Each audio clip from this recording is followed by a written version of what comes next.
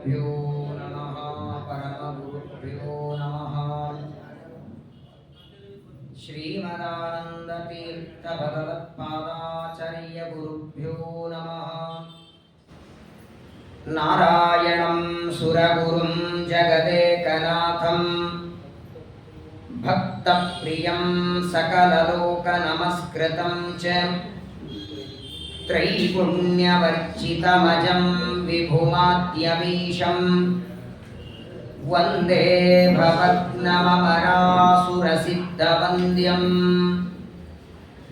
पृष्ठे भ्राम्यदमन्दमन्दरगिरिगावाग्रकण्डूयना निद्रालोकमठाकृतेर्भगवता श्वासानिलापान्तु वा यत्संस्कारकलावनर्तनवशावेलानिलेनाम्बसा यातायातमतन्द्रितं जलनिधे नाद्यापि विश्राम्यति सिञ्जन्नो पुरशोभिपादकमलां मन्दस्मितोद्यन्मुखीं पञ्चाक्षीं कुचभारभीरुविलसन् मद्यां पणकङ्कणां शंवाद्यै परिसेवितां सुवसनां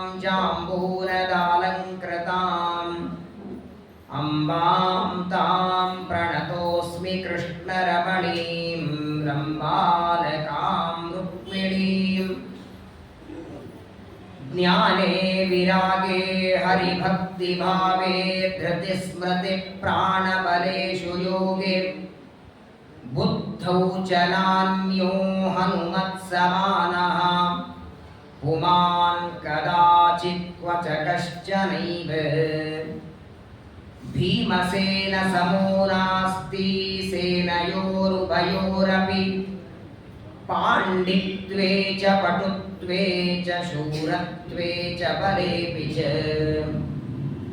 अभ्रमं भङ्गरहितम् अजडं विमलं सदा आनन्दतीर्थमतुलं भजे तापत्रयापहम् आपादमौलिपर्यन्तं गुरूणामाकृतिं स्मरेत् तेन विघ्नाः प्रणश्यन्ति सिद्ध्यन्ति च मनोरथाः श्रीगुरुभ्यो नमः एष न्यासो मया न्यस्तः सूर्यसोमानिलान्तिके मह्यं पार्थाय वादेयं पूर्णे वर्षे त्रयोदशे स्वस्त्यस्तु सताम् अशेषसन्मङ्गलानि भवन्तु श्लोकैकश्रवणपठनमात्रेण कथाभक्तिश्च श्रोतॄणां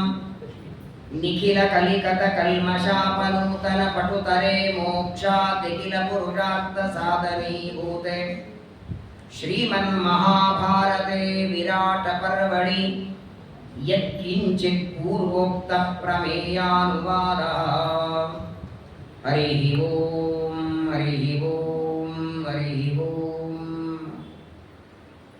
श्रीगुरुभ्यो नमः ज्येष्ठमासद शुक्लपक्ष दशमी तिथि ಭಾಗೀರಥಿ ಜಯಂತಿ ಇವತ್ತು ಭಗೀರಥ ರಾಜ ತಪಸ್ಸು ಮಾಡಿ ಗಂಗಾದೇವಿಯನ್ನ ಭೂಮಿಗೆ ಬರುವಂತೆ ಪ್ರಾರ್ಥನೆ ಮಾಡಿ ನಾವೆಲ್ಲರೂ ಸ್ನಾನ ಮಾಡಿ ನಾಮಸ್ಮರಣೆ ಮಾಡಿ ಅರ್ಘ್ಯವನ್ನು ಕೊಟ್ಟು ಗಂಗಾ ಪಾನ ಮಾಡಿ ನಮ್ಮ ನಮ್ಮ ಪಾಪವನ್ನು ಕಳೆದುಕೊಳ್ಳುವುದಕ್ಕಾಗಿ ಗಂಗಾದೇವಿ ಭೂಮಿಗೆ ಬಂದ ದಿನ.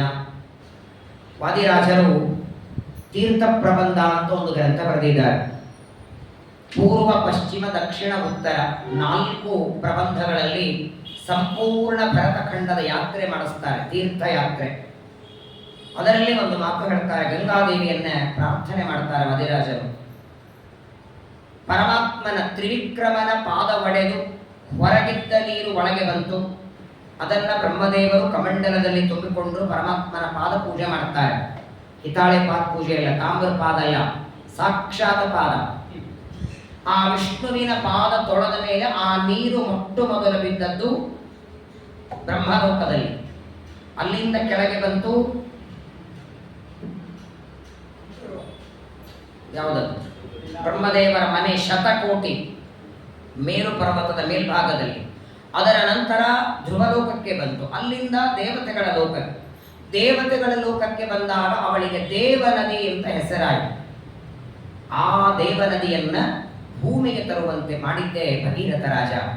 ವಾದಿರಾಜರಂತಾರೆ, ತ್ವಂ ದೀನೇಶು ದಯಾವದೀತಿ ವಿದಿತಂ ಯತ್ ಬ್ರಹ್ಮ ಹಸ್ತಾಶ್ರಯಂ ಪ್ರಾಪ್ತಾಚ್ಯುತ ಪಾದ ಸಂಗಮಹಿತ ಪಶ್ಚಾಶ್ಚ ನಾಕಂ ಶ್ರಿತಾ ಸೌವರ್ಣಾಚಲ ಶೃಂಗಮೇತ್ಯ ಮುದಿತಾ ಶಂಭೋ ಶಿರಃ ಸಂಗತಾ ಅಸ್ಮಾಕಕ್ಷಿತಿ ಮಂಡಲೇ ತ್ರಿಪಥಗೆ ತುಷ್ಟಾಸ್ಯಭಿಷ್ಟಪ್ರದಾ. ಈಗಾಗಲೇ ಗಂಗಾಲಹರಿಯನ್ನು ನೀವೆಲ್ಲ ಕೇಳಿದ್ದೀರಿ. ಗಂಗೆ ಭೂಮಿಗೆ ಇಳಿದ ಅದ್ಭುತ ವಿಚಾರ. ಹೇಗೆ ಬಂದು ಜಗನ್ಮಾತೆಯಾದ ಪರಮಾತ್ಮನ ಪಾದದಿಂದ ಉದ್ಭವಿಸಿದವಳು. ಸಾಮಾನ್ಯವಾಗಿ ಗಂಡು ಅರ್ಥಾತ್ ತಂದೆಗೆ ಮಗಳು ಪ್ರೀತ್ಯಾಸ್ಪದಳು, ತಾಯಿಗೆ ಮಗನ ಮೇಲೆ ಹೆಚ್ಚು ಪ್ರೀತಿ ಇರದು. ಹಾಗೆ ಪರಮಾತ್ಮನ ಪಾದದಿಂದ ಉದ್ಭವಿಸಿದ ತನ್ನ ಮಗಳು ಗಂಗೆಗೆ ಎಂತ ಭಾಗ್ಯ ಕೊಟ್ಟಿದ್ದಾನೆ ದೇವರು. ಯಾವ ನದಿಗೂ ಈ ಸೌಲಭ್ಯ ಇಲ್ಲ. ಯಮುನಾ ನದಿಯ ಸ್ಮರಣೆಯಿಂದ ಪುಣ್ಯ ಬರಲ್ಲ. ಕೃಷ್ಣ, ಗೋದಾವರಿ, ಯಮುನಾ, ನರ್ಮದಾ, ಕಾವೇರಿ, ಘಟಪ್ರಭಾ, ಸಿಂಧು ಎಲ್ಲ ನದಿಗಳಲ್ಲಿ ಹೋಗಿ ಸಂಕಲ್ಪ ಮಾಡಿ ಸ್ನಾನ ಮಾಡಿದರೆ ಪುಣ್ಯ ಬರುತ್ತೆ. ಸ್ನಾನ ಮಾಡೋದಲ್ಲ, ಸ್ಮರಣೆ ಮಾಡಿದರೂ ಪುಣ್ಯವನ್ನು ಕೊಡುವ, ಸ್ಮರಣೆ ಮಾಡಿದರೂ ಪಾಪ ತೊಳೆಯುವ ನದಿ ಅಂದ್ರೆ ಗಂಗೆ ಒಬ್ಬಳೆ. ಯೋಜನಾನಾಂ ಶತೈರಪಿ ಮುಚ್ಚತೆ ಸರ್ವ ಪಾಪೇಭ್ಯೋ ವಿಷ್ಣು ಲೋಕಂ ಸಗಚ್ಚತಿ. ಅಂತಹ ಭಗೀರಥನ ತಪಸ್ಸಿಗೆ ಮೆಚ್ಚಿ ಭೂಮಿಗೆ ಬಂದಂತಹ ಭಗೀರಥಿಯ ಪವಿತ್ರವಾದ ಪಾದಗಳಲ್ಲಿ ನಮಸ್ಕಾರ ಮಾಡಿ, ದೇವಲೋಕದಿಂದ ಬಂದದ್ದಕ್ಕೆ ಸುರ ನದಿ ಅಂತ ಹೆಸರು. ಭಗೀರಥನ ತಪಸ್ಸಿನಿಂದ ಭೂಮಿಗೆ ಬಂದದ್ದಕ್ಕೆ ಭಾಗೀರಥಿ. ಜನ್ಮ ಋಷಿಗಳು ಪಾನ ಮಾಡಿ ಕಿವಿಯಿಂದ ಬಿಟ್ಟದ್ದಕ್ಕೆ ಜಾಹ್ನವಿ. ಅನೇಕ ನಾಮಗಳು ಗಂಗಾ ನದಿಗೆ ನಾವು ಕರೀತೇವೆ. ಅಂತಹ ಗಂಗಾ ನದಿಯ ವಿಶೇಷವಾದ ಒಂದು ಸ್ಮರಣೆಯನ್ನು ಮಾಡಿ ನಮ್ಮೆಲ್ಲರ ಪಾಪಗಳನ್ನು ತೊಳೆದು ನಾವೆಲ್ಲರೂ ದೇವರ ಅನುಗ್ರಹ ಪಡೆಯುವ ಹಾಗೆ ಗಂಗಾ ಮಾತೆ ಮಾಡಲಿ ಅಂತ ಅವಳ ಪಾದಗಳಲ್ಲಿ ನಮಸ್ಕಾರವನ್ನು ಮಾಡುತ್ತಾ ಶ್ರೀಮನ್ ಮಹಾಭಾರತದ ವಿರಾಟ ಪರ್ವದ ಶ್ರವಣ ಮಾಡ್ತಾ ಇದ್ದೇವೆ. ಸಾಕ್ಷಾತ್ ಪರಮಾತ್ಮನ ಭಕ್ತರಾದ ಪಾಂಡವರ ಕಥೆ ವಿರಾಟ ಪರ್ವ ಅಂದ್ರೆ. ಅಜ್ಞಾತವಾಸದ ಕಥೆಯಾದರೂ ಜೀವೋತ್ತಮರಾದ ಭೀಮಸೇನ ದೇವರು, ಇಂದ್ರಾವತಾರಿಯಾದ ಅರ್ಜುನ, ಯಮಧರ್ಮನವತಾರ ಧರ್ಮರಾಜ, ಆ ವಿಷ್ಣು ಭಕ್ತರಾದ ಪಾಂಡವರ ಕಥೆಯಾದದ್ದರಿಂದ 18 ಪರ್ವದ ಮಹಾಭಾರತದಲ್ಲೇನೆ ಸಾರಭೂತವಾದ ಪರ್ವ ಅಂದರೆ ವಿರಾಟ ಪರ್ವ. ವಿರಾಟ ಮತ್ತು ಉದ್ಯೋಗ 2 ಪರ್ವಗಳು ಅಂತಾರೆ. ನಿನ್ನೆ ದಿವಸ ಅಜ್ಞಾತವಾಸಕ್ಕಾಗಿ ವಿರಾಟ ರಾಜನ ಅರಮನೆಯನ್ನು ಆರಿಸಿಕೊಂಡು ಎಲ್ಲ ಪಾಂಡವರು ತಮ್ಮ ವೇಷವನ್ನ ಬದಲಾಯಿಸಿ ಹೆಸರುಗಳನ್ನು ಬದಲಾಯಿಸಿ ವಿರಾಟ ನಗರಕ್ಕೆ ಹೊರಟಿದ್ದಾರೆ. ದಾರಿಯಲ್ಲಿ ಬರುವಾಗ ತಮ್ಮ ತಮ್ಮ ಆಯುಧಗಳನ್ನು ಶಮಿ ವೃಕ್ಷದ ಮೇಲೆ ಕಟ್ಟಿ ಇಡ್ತಾರೆ. ಆಕಳ ಚರ್ಮದಲ್ಲಿ ಆಯುಧಗಳನ್ನೆಲ್ಲ ಸುತ್ತಿ ಅದಕ್ಕೆ ಒಬ್ಬ ಬ್ರಾಹ್ಮಣನ ಶವವನ್ನ ಹೆಣವನ್ನ ನೇತಾಕಿದ್ದಾರೆ. ಅದನ್ನು ನೋಡಿದರೆ ಯಾರು ಹತ್ತಿರ ಬರಬಾರದು ಅಂತ ಆ ಎಲ್ಲ ಆಯುಧವನ್ನ ಇಟ್ಟು ಹೊರಟ್ರಂತೆ ವಿರಾಟ ರಾಜನ ಅರಮನೆಗೆ. ಹೋಗುವಾಗ ವಿಚಾರ ಮಾಡ್ತಾರೆ. ಯಾವಾಗಲೂ ನೋಡಿ, ನಮ್ಮ ಮನುಷ್ಯರಲ್ಲಿ ಒಂದು ಸ್ವಭಾವ ಏನಂದ್ರೆ, ಯಾರಾದರೂ ಒಬ್ಬರು ಹೊಸದಾಗಿ ಬಂದ್ರೆ ಅವರನ್ನೇ ನೋಡ್ತೀವೋ ಇಲ್ಲೋ. ದಿನಾ ಬರೋರು ಬಂದ್ರೆ ಅವರಿಗೆ ನೋಡ್ಕೊತಿರ್ತೀವಿ, ಅವ್ರು ಎಲ್ಲಿ ಬರ್ತಾರೆ, ಎಲ್ಲಿ ಕೂಡ್ತಾರೆ. ಅಕಸ್ಮಾತ್ ಆಗಿ ನೀವು ಬಸವೇಶ್ವರ ನಗರವರಲ್ಲ, ಎಲ್ಲಿಂದ ದೂರದಿಂದ ಪ್ರವಚನಕ್ಕೆ ಬಂದ್ರೆ ಅವ್ರು ಯಾರು, ಏನು, ಎಲ್ಲಿಂದ ಮೊದಲೆಲ್ಲ ನೋಡ್ತೀರಿ, ಪ್ರವಚನ ಮಾತಾಡ್ತೀರಿ. ಹಂಗೆ 5 ಜನ ಪಾಂಡವರು ಬರುವಾಗ ವಿಚಾರ ಮಾಡಿದ್ದಾರೆ, ನಾವೇನಾದರೂ ವಿರಾಟನ ಅರಮನೆಗೆ ಹೋಗುವಾಗ ಅಕ್ಕಪಕ್ಕ ಇದ್ದವರು ಕೇಳಿದರೆ, ಯಾರು ನೀವು, ಎಲ್ಲಿಂದ ಬಂದ್ರಿ, ನಿಮ್ಮ ವೇಷಭೂಷ ನೋಡಿದರೆ ನೀವು ಸಾಮಾನ್ಯ ವ್ಯಕ್ತಿಗಳು ಅನಿಸೋದಿಲ್ಲ. ಒಂದು ಕೆಲಸ ಮಾಡೋಣ, ಆ ಜನ ಎಲ್ಲ ಕೇಳೋದಕ್ಕೆ ಮೊದಲು ನಾವೇ ಏನಾದರೂ ಹೇಳಿಬಿಡೋಣ. ಎಷ್ಟು ಪ್ಲಾನ್ ಮಾಡ್ತಾರೆ ನೋಡಿ. ಆಯುಧಗಳೆಲ್ಲ ಗಿಡದಲ್ಲಿ ಕಟ್ಟಿಟ್ಟು ಹೊರಟಿದ್ದಾರೆ. ಬರುವಾಗ ತಮ್ಮ ವೇಷದಿಂದ ಬರಲಿಲ್ಲ, ಎಲ್ಲರೂ ವೇಷವನ್ನ ಬದಲಾಯಿಸಿಕೊಂಡಿದ್ದಾರೆ. ಸನ್ಯಾಸಿ ವೇಷವನ್ನ ಧರ್ಮರಾಜ ಹಾಕೊಂಡಿದ್ದಾನೆ, ಕೈಯೊಳಗೆ ಸೌಟು ಚಾಕು ಕತ್ರಿಯನ್ನು ಭೀಮಸೇನರು ತಗೊಂಡ್ರು, ಅಡಿಗೆಗೆ ಬೇಕಾದದ್ದು. ಎಲ್ಲರೂ ವೇಷ ಬದಲಾಯಿಸಿಕೊಂಡು ಹೊರಟಿದ್ದಾರೆ. ಆದರೂ ಒಳಗೊಂದು ಸಂದೇಹ ಬಂತು. ಇವತ್ತಿನವರೆಗೆ ವಿರಾಟ ರಾಜನ ಅರಮನೆಯಲ್ಲಿದ್ದು ನಮ್ಮನ್ನು ನೋಡಿಲ್ಲ, ಇವತ್ತು ಮೊದಲನೇ ಸಲ ಹೋಗ್ತಿದ್ದೇವೆ. ಯಾರೋ ಕೇಳಿ, ಯಾರಪ್ಪ ನೀವು, ಎಲ್ಲಿ ಪ್ರವೇಶ ಮಾಡ್ತಿದ್ದೀರಿ ಅಂತ ಕೇಳಿಬಿಟ್ರೆ ಗೊಂದಲ ಆಗತ್ತೆ. ಹಾಗಾಗಿ ನಾವೇ ಇಲ್ಲಿಂದ ಹೋಗುವಾಗ ಏನ್ ಮಾಡ್ತಿದ್ರು ಅಂದ್ರೆ ಜೋರಾಗಿ ಕೂಗುತ್ತಾ ಹೊರಟಿದ್ರ. ಏವಂತೆ ಸಮಯಂ ಕೃತ್ವಾ ಸಮಂತಾದಪುಷ್ಯಚ ಭೀಮಸೇನ ಅರ್ಜುನೌ ಚೈವ ಮಾತೃಪುತ್ರಾವುಭಾವಪಿ ಯುಧಿಷ್ಠಿರಶ್ಚ ಕೃಷ್ಣಾಚ ರಾಜಪುತ್ರಿ ಸುಮಧ್ಯಮ ತಥೋ ಯಥಾ ಸಮತ್ಯಪ್ತಂ ನಗರಂ ಪ್ರಾವಿಶಂಸ್ತದ. ಏನೇನು ಉಪಾಯ ಮಾಡಬೇಕಾಗತ್ತೆ ನೋಡಿ. 1 ವರ್ಷ ಅಜ್ಞಾತವಾಗಿ ಯಾರ ಕಣ್ಣಿಗೂ ಕಾಣದೇ ಇರೋ ಹಾಗೆ ಇರಬೇಕಾಗಿದೆ. ಬರುವಾಗ ವಿಚಾರ ಮಾಡ್ತಿದ್ರು, ಏನಂತ ಒದರ್ತಿದ್ರು ಅಂದ್ರೆ ನಮ್ಮ ತಾಯಿ ಸತ್ತೋಗಿದ್ದಾಳೆ ಹೇಳೋದು, ನಮ್ಮ ತಾಯಿ ದೇಹ ಬಿಟ್ಟಿದ್ದಾಳೆ, ನಮ್ಮ ಪರಂಪರೆಯಲ್ಲಿ ಸಂಸ್ಕಾರ ಇಲ್ಲ ಹೇಳ್ತಿದ್ರಂತೆ. ಜೋರಾಗಿ ಒದರ್ತಾ ಎಲ್ಲರಿಗೂ ಕೇಳಿಸ್ಕೊಳ್ಳೋ ಹಾಗೆ, ನಮ್ಮ ತಾಯಿ ಸತ್ತೋಗಿದ್ದಾಳೆ, ನಮಗೆ ಸಂಸ್ಕಾರ ಇಲ್ಲ, ಅವಳ ದೇಹ ಅಲ್ಲೇ ಇಟ್ಟಿದ್ದೇವೆ, ಹಾಗೆ ನಾವು ಹೊರಟಿದ್ದೇವೆ. ವಿಚಿತ್ರ ಇದು. ಸಾಮಾನ್ಯವಾಗಿ ಜಗತ್ತಿನೊಳಗೆ ಎಲ್ಲರಿಗೂ ಸಂಸ್ಕಾರ ಇರ್ತದೆ,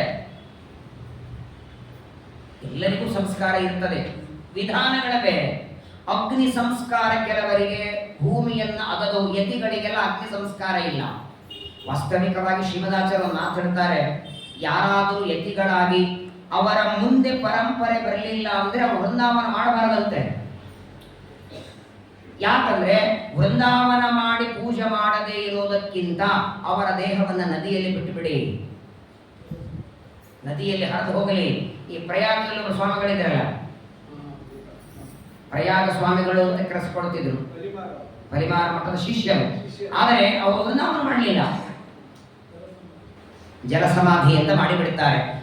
ಯಾವಾಗ ವೃಂದಾವನ ಮಾಡಿ ಆ ವೃಂದಾವನದ ಪೂಜೆ ಮಾಡಿ ಆ ಶಿಷ್ಯರು ಮುಂದೆ ಆರಾಧನೆ ಮಾಡೋರಿದ್ರೆ ಕನಿಷ್ಠ ಪಕ್ಷ ವೃಂದಾವನ ಮೇಲೆ ಒಂದು ಸ್ವಲ್ಪ ನೀರು ಹಾಕೋದಾದ್ರೂ ಬೇಕಲ್ಲ. ಹಾಗಾಗಿ ಹಿಂದೆಲ್ಲ ಮಾಡ್ತಿದ್ರಂತೆ. ಆದರೆ ನೋಡಿ, ಪಾಂಡವರು ಇಲ್ಲಿ ಬರಬೇಕಾದಾಗ ಇದನ್ನು ಯಾಕೆ ಹೇಳಿದ್ರು ಅಂದ್ರೆ, ಮೊಟ್ಟ ಮೊದಲನೇದ್ದು ಇವರು ಕ್ಷತ್ರಿಯರು ಅಂತ ಹೇಳ್ಕೊಳ್ಳೇ ಇಲ್ಲ. ಕ್ಷತ್ರಿಯರಾದರೆ ಕ್ಷತ್ರಿಯರಿಗೂ ಸಂಸ್ಕಾರ ಇರ್ತದೆ. 80 ವರ್ಷೇಯಂ ಮಾತಾ ಅಸ್ಮಾಕಂ ಇಹಾಂತಿಕೆ ಹಂತಕಾಲ ಪರಿಣಾಮ ಮೃತ್ಯೋಸ್ತು ವಶಮಾಯುಷಿ. 80 ವರ್ಷ ನಮ್ಮ ತಾಯಿಗೆ, 80 ವರ್ಷದ ನಮ್ಮ ತಾಯಿ ನಮ್ಮ ಜೊತೆಗೆ ಬರ್ತಾ ಇದ್ದು ಹಾದಿಯಲ್ಲೇನೆ ಪ್ರಾಣ ಹೋಯಿತು. ಅವಳ ಪ್ರಾಣ ಹೋದದ್ದಕ್ಕೆ ನಾವು ಅವಳ ಸಂಸ್ಕಾರ ಮಾಡಲಿಲ್ಲ, ಶವ ಹಂಗೆ ಇಟ್ಟಿದ್ದೇವೆ. ಹಾಗಾಗಿ ಇವತ್ತಿನಿಂದ ಯಾರು ಈ ಅರಣ್ಯಕ್ಕೆ ಹೋಗಬೇಡಿ ಅಂತ ಕೂಗುತ್ತಾ ಬರ್ತಿದ್ರು. ಅಸ್ತ್ರಗಳ ರಕ್ಷಣೆಗಾಗಿ ಈಗಾಗಲೇ ವ್ಯವಸ್ಥೆ ಆಗಿದೆ. ಅಸ್ತ್ರಗಳನ್ನ ಮೇಲೆ ಕಟ್ಟಿಟ್ಟು ಅದಕ್ಕೆ ಒಬ್ಬ ಬ್ರಾಹ್ಮಣನ ಶರೀರವನ್ನ ನೇತಾಕಿ ಅಲ್ಲಿ ಹೋಗದೇ ಇದ್ದ ಹಾಗೆ ವ್ಯವಸ್ಥೆ ಮಾಡಿದರು. ಅಲ್ಲಿ ಯಾರು ಹೋಗಬಾರದು, ನಮ್ಮನ್ನು ಯಾರು ಪ್ರಶ್ನೆ ಕೇಳಬಾರದು. ಅಯ್ಯೋ ಪಾಪ ತಾಯಿಯನ್ನು ಕಳ್ಕೊಂಡಿದ್ದಾರೆ, ಯಾವ ಬೇಡರವರು ಅನಿಸ್ತದೆ. ಬೇಟೆಯಾಡೋ ಬೇಡರ ಜಾತಿಯವರಿಗೆ ಸಂಸ್ಕಾರ ಇರಲ್ಲ. ಬೇಟೆಯಾಡುವ ಬೇಡರ ಜಾತಿಯವರಿಗೆ ಅವರಲ್ಲಿ ಯಾರೇ ಹೋದ್ರು ಸಂಸ್ಕಾರ ಮಾಡಲ್ಲ. ಅವರು ಆ ದೇಹ ಹಾಗೆ ಇರುತ್ತೆ, ಪ್ರಾಣಿ ಪಕ್ಷಿಗಳೆಲ್ಲ ತಿಂದು ಹೋಗುತ್ತೆ, ಅದು ಎಲುಬುಗಳೆಲ್ಲ ನದಿಯಲ್ಲಿ ಹೋಗುತ್ತೆ. ಅಗ್ನಿ ಸಂಸ್ಕಾರಗಳು ಅವರಿಗೆ ಇರಲ್ಲ. ಹಾಗಾಗಿ ನಾವು ಬೇಡರ ಜಾತಿಯವರು, ನಮ್ಮ ತಾಯಿ 80 ವರ್ಷದವಳು ದೇಹ ಬಿಟ್ಟಿದ್ದಾಳೆ, ಅವಳ ದೇಹ ಇಲ್ಲೇ ಇಟ್ಟಿದ್ದೇವೆ, ನಮಗೆ ಸಂಸ್ಕಾರ ಮಾಡಲಿಕ್ಕೆ ನಮ್ಮ ಪರಂಪರೆಯಿಂದ ಒಪ್ಪಿಗೆ ಬಂದಿಲ್ಲ, ಹಾಗಾಗಿ ನಾವು ಹೊರಟಿದ್ದೇವೆ. ಇಷ್ಟು ಜೋರಾಗಿ ಎಲ್ಲರಿಗೂ ಕೇಳಿಸೋ ಹಾಗೆ, ಎಲ್ಲ ದಿಕ್ಕುಗಳಿಗೆ ಧ್ವನಿ ಬರೋ ಹಾಗೆ ಒದರ್ತಾ ಎಲ್ಲರೂ ಅಲ್ಲಿಂದ ಹೊರಟಿದ್ದಾರೆ. ಏವಂತೆ ಸಮಯಂ ಕೃತ್ವ. ಅದನ್ನ ಕೇಳಿಸ್ಕೊಂಡವರೆಲ್ಲ, ಬೇಡಪ್ಪ ಆ ಅರಣ್ಯಕ್ಕೆ ಹೋಗೋದು ಬೇಡ, ನಮ್ಗೆ ಯಾಕೆ ಬೇಕು, ಅವ್ರ ತಾಯಿ ಬೇರೆ ಅಲ್ಲೇ ಇದ್ದಾಳಂತೆ, 80 ವರ್ಷದ ಮುದುಕಿ ಅಂತ ಬೇರೆ, ಆ ಕಡೆ ಹೋಗೋದೇ ಬೇಡ, 1 ವರ್ಷದವರೆಗೆ ಆ ಕಡೆ ಯಾವ ತಲೆ ಹಾಕಬಾರದು ಅಂತ ವಿಚಾರವನ್ನ ಮಾಡಿ ಇಷ್ಟು ಜೋರಾಗಿ ಒದರ್ತಾ ಎಲ್ಲರೂ ಬಂದಿದ್ದಾರೆ. ವಿರಾಟ ರಾಜನ ಅರಮನೆಗೆ ಬಂದು ಬರುವಾಗ ದಾರಿಯೊಳಗೇನೆ ಇನ್ನೇನು ಸ್ವಲ್ಪ ದೂರದಲ್ಲಿ ವಿರಾಟರಾಜನ ಅರಮನೆ ಇದೆ. ಆಗ ಧರ್ಮರಾಜ ತನ್ನ 4 ಜನ ತಮ್ಮಂದಿರಿಗೆ ಹೇಳ್ತಾನೆ, ದುರ್ಗಾದೇವಿಯ ಸ್ತೋತ್ರ ಮಾಡಿ ಒಳಗೆ ಹೋಗೋಣ. ಏನೇ ಆಪತ್ತು ಬರಲಿ ಪರಮಾತ್ಮನ ಮಡದಿ ಜಗನ್ಮಾತೆ ತಮೋಗುಣಕ್ಕೆ ಅಭಿಮಾನಿಯಾದವಳು ನಮ್ಮ ರಕ್ಷಣೆ ಮಾಡ್ತಾಳೆ ಅಂತ ಆಗಿಂದಾಗ ದುರ್ಗಾದೇವಿಯನ್ನ ಬಹಳ ಸುಂದರವಾಗಿ ಧರ್ಮರಾಜ ಸ್ತೋತ್ರ ಮಾಡ್ತಾನೆ. ವಿರಾಟನ ನಗರಂ ರಮ್ಯಂ ಗಚ್ಚಮಾನೋ ಯುಧಿಷ್ಠಿರಃ ಅಸ್ತು ಮನ್ಮನಸಾ ದೇವೀಂ ದುರ್ಗಾಂ ತ್ರಿಭುವನೇಶ್ವರೀಂ ಯಶೋದಾ ಗರ್ಭ ಸಂಭೂತಾಂ ನಾರಾಯಣ ವರಪ್ರಿಯಾಂ ನಂದಗೋಪಕುಲೇ ಜಾತಾಂ ಮಾಂಗಲ್ಯಾಂ ಕುಲವರ್ಧಿನೀಂ ಕಂಸವಿದ್ರಾವಣಕರೀಂ ಅಸುರಾಣಾಂ ಭಯಂಕರೀಂ ಶಿಲಾತಲೆ ವಿನಿಕ್ಷಿಪ್ತಾಂ ಆಕಾಶಾಂತರಗಾಮಿನೀಂ ವಾಸುದೇವಸ್ಯ ಭಗಿನೀಂ ದಿವ್ಯಮಾಲಾ ವಿಭೂಷಿತಾಂ ದಿವ್ಯಾಂಬರಧರಾಂ ದೇವೀಂ ಖಡ್ಗಕೇಟಕಧಾರಿಣೀಂ ಸ್ತೋತುಂ ಪ್ರಚಕ್ರಮೇ ಭೂಯೋ ವಿವಿಧೈ ಸ್ತೋತ್ರ ಸಂಭವೈಃ ಆಮಂತ್ರದರ್ಶನಾಕಾಂಕ್ಷಿ ರಾಜಾ ದೇವೀಂ ಸಹಾನುಜಃ ನಮೋಸ್ತು ವರದೆ ಕೃಷ್ಣೇ ಕೌಮಾರ ಬ್ರಹ್ಮಚಾರಿಣಿ ಬಾಲಾರ್ಕ ಸದೃಶಾಕಾರೆ ಪೂರ್ಣಚಂದ್ರ ನಿಭಾನನೆ ಚತುರ್ಭುಜೆ ಚತುರ್ವಕ್ತ್ರೆ ಪೀನಶ್ರೋಣಿ ಪಯೋಧರೆ ಮಯೂರ ಪಿಚ್ಚವಲನೆ ಗದಾ ಚಕ್ರಾಸಿಧಾರಿಣಿ ನಮಸ್ತೆ ಅಂಬುಜ ಪತ್ರಾಚಿ ನಮಸ್ತೆ ತ್ರಿಶದಾರ್ಚಿತೆ. ಬಹಳ ಸುಂದರವಾಗಿದೆ, ದೊಡ್ಡ ಸ್ತೋತ್ರ ಇದೆ. ನಾಳೆಗೆ ಏಕಾದಶಿ, ನಿಮಗೆಲ್ಲ ಅದನ್ನು ಒಂದ್ಸಲ ನಾನು ಪಾರಾಯಣ ಮಾಡಿಸ್ತೇನೆ. ನೀವು ಎಲ್ಲ ನಿತ್ಯದಲ್ಲಿ ಮಾಡಿ. ಬಹಳ ಹೇಗೆ ಹೆಣ್ಣು ಮಕ್ಕಳಿಗೆ ವಿಜಯದಾಸರು ದುರ್ಗಾ ಸುಳಾದಿ ಅಂತ ರಚನೆ ಮಾಡಿಕೊಟ್ಟಿದ್ದಾರೆ. ಆ ದುರ್ಗಾ ಸುಳಾದಿಯಲ್ಲಿ ಬಂದ ದುರ್ಗಾದೇವಿ ಎಲ್ಲ ಮಹಿಮೆಗಳು ಇಲ್ಲಿಂದೇನೆ. ಮಹಾಭಾರತದ ಈ ವಿರಾಟ ಪರ್ವದಲ್ಲಿ ಧರ್ಮರಾಜ ಮಾಡಿದ ದುರ್ಗಾದೇವಿಯ ಸ್ತೋತ್ರ ಬಹಳ ಸುಂದರವಾಗಿ ಸ್ತೋತ್ರ ಮಾಡಿದರೆ, ಆ ಧರ್ಮರಾಜ ಮಾಡಿದ ಸ್ತೋತ್ರಕ್ಕೆ ಪ್ರತ್ಯಕ್ಷ ಆಗಿ ಬಂದಂತೆ ದುರ್ಗಾದೇವಿ ಪ್ರತ್ಯಕ್ಷವಾಗಿ ಬಂದು ದುರ್ಗಾದೇವಿ ಹೇಳ್ತಾಳೆ, ಧರ್ಮರಾಜನಿಗೆ ಹೇಳ್ತಾಳೆ, ಚಿಂತೆ ಮಾಡಬೇಡ ಧರ್ಮರಾಜ, ನಿನ್ನ ತಮ್ಮಂದ್ರ ಜೊತೆಗೆ ಅಜ್ಞಾತವಾಸಕ್ಕೆ ಹೊರಡು. 1 ವರ್ಷದವರೆಗೆ ನಿಮ್ಮನ್ನ ಯಾರೂ ಗುರುತಿಸದೇ ಇರೋ ಹಾಗೆ ನಾನು ಮಾಡುತ್ತೇನೆ. ನಿಮ್ಮ ಅಜ್ಞಾತವಾಸ ಸುರಕ್ಷಿತ ಮಾತ್ರವಲ್ಲ, ಅಜ್ಞಾತವಾಸ ಮುಗಿಸ್ಕೊಂಡು ಮುಂದೆ ನೀವು ಯುದ್ಧ ಮಾಡಬೇಕಲ್ಲ, ಆ ಯುದ್ಧದೊಳಗೆ ನಿಮಗೆ ಜಯ ಸಿಗೋ ಹಾಗೆ ನಾನು ಮಾಡ್ತೇನೆ. ಅವತ್ತೇ ವರ ಕೊಟ್ಟಿದ್ದಾಳೆ ದುರ್ಗಾದೇವಿ. ಅಜ್ಞಾತವಾಸದ ನಂತರದಲ್ಲಿ ಬರುವಂತಹ ಯುದ್ಧದಲ್ಲಿಯೂ ನಿಮಗೆ ಜಯವನ್ನ ಕೊಡ್ತೇನೆ, ಅವಶ್ಯವಾಗಿ ಹೋಗಿ ಬಾ. ನೀನು ಮಾಡಿದ ಈ ನನ್ನ ಸ್ತೋತ್ರವನ್ನ ಯಾರು ಪ್ರಯಾಣ ಮಾಡುವಾಗ ಸ್ಮರಣೆ ಮಾಡ್ತಾರೆ, ಮನೆ ಕಟ್ಟುವಾಗ, ಎಲ್ಲಾದರೂ ಹೋಗುವಾಗ, ಹೊಸ ಕೆಲಸ ಮಾಡುವಾಗ, ಮದುವೆ ಮುಂಚೆಗಳಲ್ಲಿ, ಮನೆಯೊಳಗೆ ಯಾವುದೇ ಶುಭ ಕರ್ಮದಲ್ಲಿ ನೀನು ಮಾಡಿದ ಈ ಸ್ತೋತ್ರವನ್ನು ಯಾರು ಪಠನೆ ಮಾಡ್ತಾರೋ ಅವರ ಎಲ್ಲ ದುಃಖವನ್ನು ನಾನು ಪರಿಹಾರ ಮಾಡ್ತೇನೆ. ಎಲ್ಲೇ ಹೋಗಲಿ, ಪ್ರಾತಃ ಕಾಲ ಬೆಳಗ್ಗೆ ಮನೆಯಿಂದ ಹೊರಟವನು ರಾತ್ರಿ ತಿರುಗಿ ಗ್ಯಾರಂಟಿನ ಮನೆಗೆ ಬರ್ತಾನೆ. ಹಾಲು ತರಲಿಕ್ಕೆ ಹೋಗ್ರಿ, ನೀವು ಬೆಳಗ್ಗೆ ಎದ್ದು ಕವರ್ ತಗೊಂಡು ಹೋಗ್ತೀವಿ, ಒಂದು ರೋಡ್ ಕ್ರಾಸ್ ಮಾಡಿ ಹಾಲು ತರಬೇಕು. ಪ್ರತಿನಿತ್ಯ ಓಡಾಡುವ ಜಾಗನೇ. ನೀವು ರೋಡ್ ಕ್ರಾಸ್ ಮಾಡ್ತೀರಿ, ಒಂದು ಆಟೋ ಬಂದು ಹೊಡೆದರೆ ಯಾವ ಕ್ಷಣದಲ್ಲಿ ಏನು ಆಪತ್ತು ಬರುತ್ತೆ ಗೊತ್ತಿಲ್ಲ. ಅದೇನು ಫ್ಲೈಟಲ್ಲಿ ಹೋಗುವಾಗ ಬರಬೇಕು ಅಂತಿಲ್ಲ, ಟ್ರೈನಲ್ಲಿ ಹೋಗುವಾಗ ಬರಬೇಕು ಅಂತಿಲ್ಲ, ಸುಮ್ಮನೆ ಮನೆಯಾಗಿದ್ದಾಗಲೂ ಬರ್ಬೋದಲ್ಲ. ಅತೀ ಸಣ್ಣದು ಏನೋ ಜೋರಾಗಿ ನೆಗಡಿ ಬಂದ್ರೆ ಅದೇ ನಿಮಿತ್ತ ಆ ನೆಗಡಿನೇ ಕಫವಾಗಿ ಅದು ಕಿಡ್ನಿ ಲಿವರಿಗೆ ಹಾಕಿಕೊಂಡೆ ಹೋಗೇ ಬಿಡುತ್ತಾ. ಎಲ್ಲಿಂದ ಹೇಗೆ ಆಪತ್ತು ಬರುತ್ತೆ ಗೊತ್ತಿಲ್ಲ. ಸಕಲ ಆಪತ್ತುಗಳಿಗೆ ಒಂದೇ ಒಂದು ಮಾರ್ಗ ಅಂದ್ರೆ ಅದು ದುರ್ಗಾದೇವಿ ಸ್ತೋತ್ರ. ದುರ್ಗಾದೇವಿನೇ ವರ ಕೊಡ್ತಾಳೆ. ಮತ್ಪ್ರಸಾದಾಶ್ಚ ವತ್ಸರವಾನ್ ವಿರಾಟ ನಗರೇ ಸ್ಥಿತ ನೈವ ಜ್ಞಾಸ್ಯಂತಿ ಕುರವಃ. ಬರೇ ವಿರಾಟರಾಜನ ಮನೆಯಿದ್ದವರಲ್ಲ, ನೀವು ಪಾಂಡವರು ಅಂತ ಕೌರವರಿಗೂ ಗೊತ್ತಾಗದೇ ಇರೋ ಹಾಗೆ ನಾನು ಮಾಡ್ತೇನೆ ಅಂತ. ಭಯ ಅವ್ರದೇ ಅಲ್ವಾ ನಿಮಗೆ? ಅಜ್ಞಾತವಾಸದಲ್ಲಿ ಪಾಂಡವರ ಪರಿಚಯವಾದರೆ ಮತ್ತೆ 12 ವರ್ಷ ವನವಾಸ.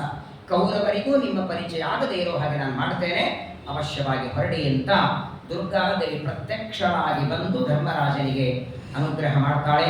ಪ್ರದಕ್ಷಿಣೆ ನಮಸ್ಕಾರ ಮಾಡಿದ್ದಾರೆ, ಹೊರಟಿದ್ದಾರೆ. ಹೋಗುವಾಗ ತಮ್ಮಂದರಿಗೆ ಹೇಳ್ತಾನೆ, ಮೊದಲು ನಾನು ಹೋಗ್ತೇನೆ ಅಂತ. ಒಬ್ಬೊಬ್ಬರಾಗಿ ಹೋಗೋಣ. 5 ಜನ ಏಕಕಾಲಕ್ಕೆ ಹೋದರೆ ಯಾರು ಅಂತ ಅವನಿಗೆ ಸಂದೇಹ. 5 ಜನರನ್ನ ಏಕಕಾಲಕ್ಕೆ ಕೆಲಸಕ್ಕೆ ಇಟ್ಕೊಳ್ಬೇಕು ಬೇಡ ಅಂತ ಗೊಂದಲ ಆಗಲ್ಲ. ಒಬ್ಬೊಬ್ಬರಾಗಿ ಹೋಗೋಣ ಅಂತ ಹೇಳಿ ಮೊದಲು ಯತಿವೇಷವನ್ನು ಹಾಕಿಕೊಂಡಂತ ಧರ್ಮರಾಜ ಬರ್ತಿದ್ದಾನೆ. ಧರ್ಮರಾಜ ಬರ್ತಿದ್ರೆ ಸಭೆಯೊಳಗೆ ಕೂತಿದ್ದ ವಿರಾಟ ರಾಜ ತನ್ನ ರಾಜನ ಆಸ್ಥಾನ ಮೇಲೆ, ಸುತ್ತಲೆಲ್ಲ ಮಂತ್ರಿಗಳು, ಎದುರುಗಡೆ ಎಲ್ಲ ಪ್ರಜೆಗಳು ಕೂತಿದ್ದಾರೆ. ಏನೋ ಮಾತುಕತೆ ನಡೆದಿತ್ತು. ವಿರಾಟ ರಾಜ ಪ್ರಜೆಗಳ ಜೊತೆಗೆ ಮಾತಾಡ್ತಾ ಇರುವಾಗ ದೂರದಿಂದ ಧರ್ಮರಾಜ ಬರ್ತಿದ್ದ. ಧರ್ಮರಾಜ ಬರೋದನ್ನ ನೋಡಿ ಅಲ್ಲಿದ್ದ ಪ್ರಜೆಗಳಿಗೆ, ಮಂತ್ರಿಗಳಿಗೆ ವಿರಾಟ್ ರಾಜ ಕೇಳ್ತಾನೆ, ಯಾರೋ ಬರ್ತಿದ್ದಾರೆ ಯತಿಗಳು ನೋಡಿ, ಇವರನ್ನ ಮೊದಲು ಯಾರಾದರೂ ನೋಡಿದ್ರಾ ಅಂತ ಕೇಳ್ದ. ನಾನಂತೂ ನೋಡಿಲ್ಲ, ನಮ್ಮ ರಾಜ್ಯದೊಳಗೆ ಇವತ್ತು ಇವರ ಮೊದಲು ನೋಡಿಲ್ಲ, ಇವತ್ತೇ ಮೊದಲು ಬರ್ತಿದ್ದಾರೆ. ಅಥವಾ ನಿಮಗೆ ಯಾರಿಗಾದರೂ ಪರಿಚಯ ಇದ್ದಾರಾ? ಅಲ್ಲಿ ಕೂತಂತಹ ಪ್ರಜೆಗಳಿಗೆ ಕೇಳಿದರೆ ಅವರೆಲ್ಲ ಹೇಳ್ತಾರೆ, ಸ್ವಾಮಿ ನಿಮ್ಮ ಹಾಗೆ ನಾವು ಇವರನ್ನ ಮೊದಲನೇ ಸಲ ನೋಡ್ತಾ ಇದ್ದೇವೆ, ಆದರೆ ಈ ವ್ಯಕ್ತಿಯನ್ನ ನೋಡಿದರೆ ಸಾಮಾನ್ಯ ವ್ಯಕ್ತಿ ಅನಿಸಲ್ಲ ಅಂತಾರೆ. ಧರ್ಮರಾಜ ಯತಿವೇಷ ಹಾಕೊಂಡ್ರು ಕೂಡ ಅವನ ಮುಖದಲ್ಲಿ ಕಾಂತಿ ಎಷ್ಟಿತ್ತು ನೋಡಿ. ನಿಪಾತಿತ ಯದಕ್ಷರೇಣ ದೇವರೇ ಮಹಾಹವೇ ಯಜ್ಞ ಭೃತೇವ ದಾನವ. ಅಲ್ಲಿ ಕೂತವರೆಲ್ಲ ಹೇಳ್ತಾರೆ ವಿರಾಟ ರಾಜನಿಗೆ, ಯಾರೋ ಒಬ್ಬ ಯತಿಗಳು ಬರ್ತಿದ್ದಾರೆ, ಅವನ ಮುಖದಲ್ಲಿ ನಗು ಎಷ್ಟು ಚೆನ್ನಾಗಿದೆ, ಪ್ರಪನ್ನ. ಅವರನ್ನು ನೋಡಿದರೆ ಒಳ್ಳೆ ಸಾತ್ವಿಕರು ಅನಿಸ್ತದೆ, ಸಜ್ಜನರು ಅನಿಸ್ತದೆ, ಒಳ್ಳೆ ಯಜ್ಞದಾನ ತಪಸ್ಸು ಮಾಡಿದವರಾಗ ಅನಿಸ್ತದೆ, 100 ವರ್ಷ ತಪಸ್ಸು ಮಾಡಿ ಸಿದ್ಧಿ ಪುರುಷ ಅನಿಸ್ತದೆ. ಇವರೆಲ್ಲ ಇನ್ನು ಮಾತಾಡುತ್ತಿದ್ದಾರೆ, ಧರ್ಮರಾಜ ಬರ್ತಿದ್ದ. ಹತ್ರ ಬಂದಂತೆ ಇವರಿಗೆಲ್ಲ ಕುತೂಹಲ ಆಯಿತು.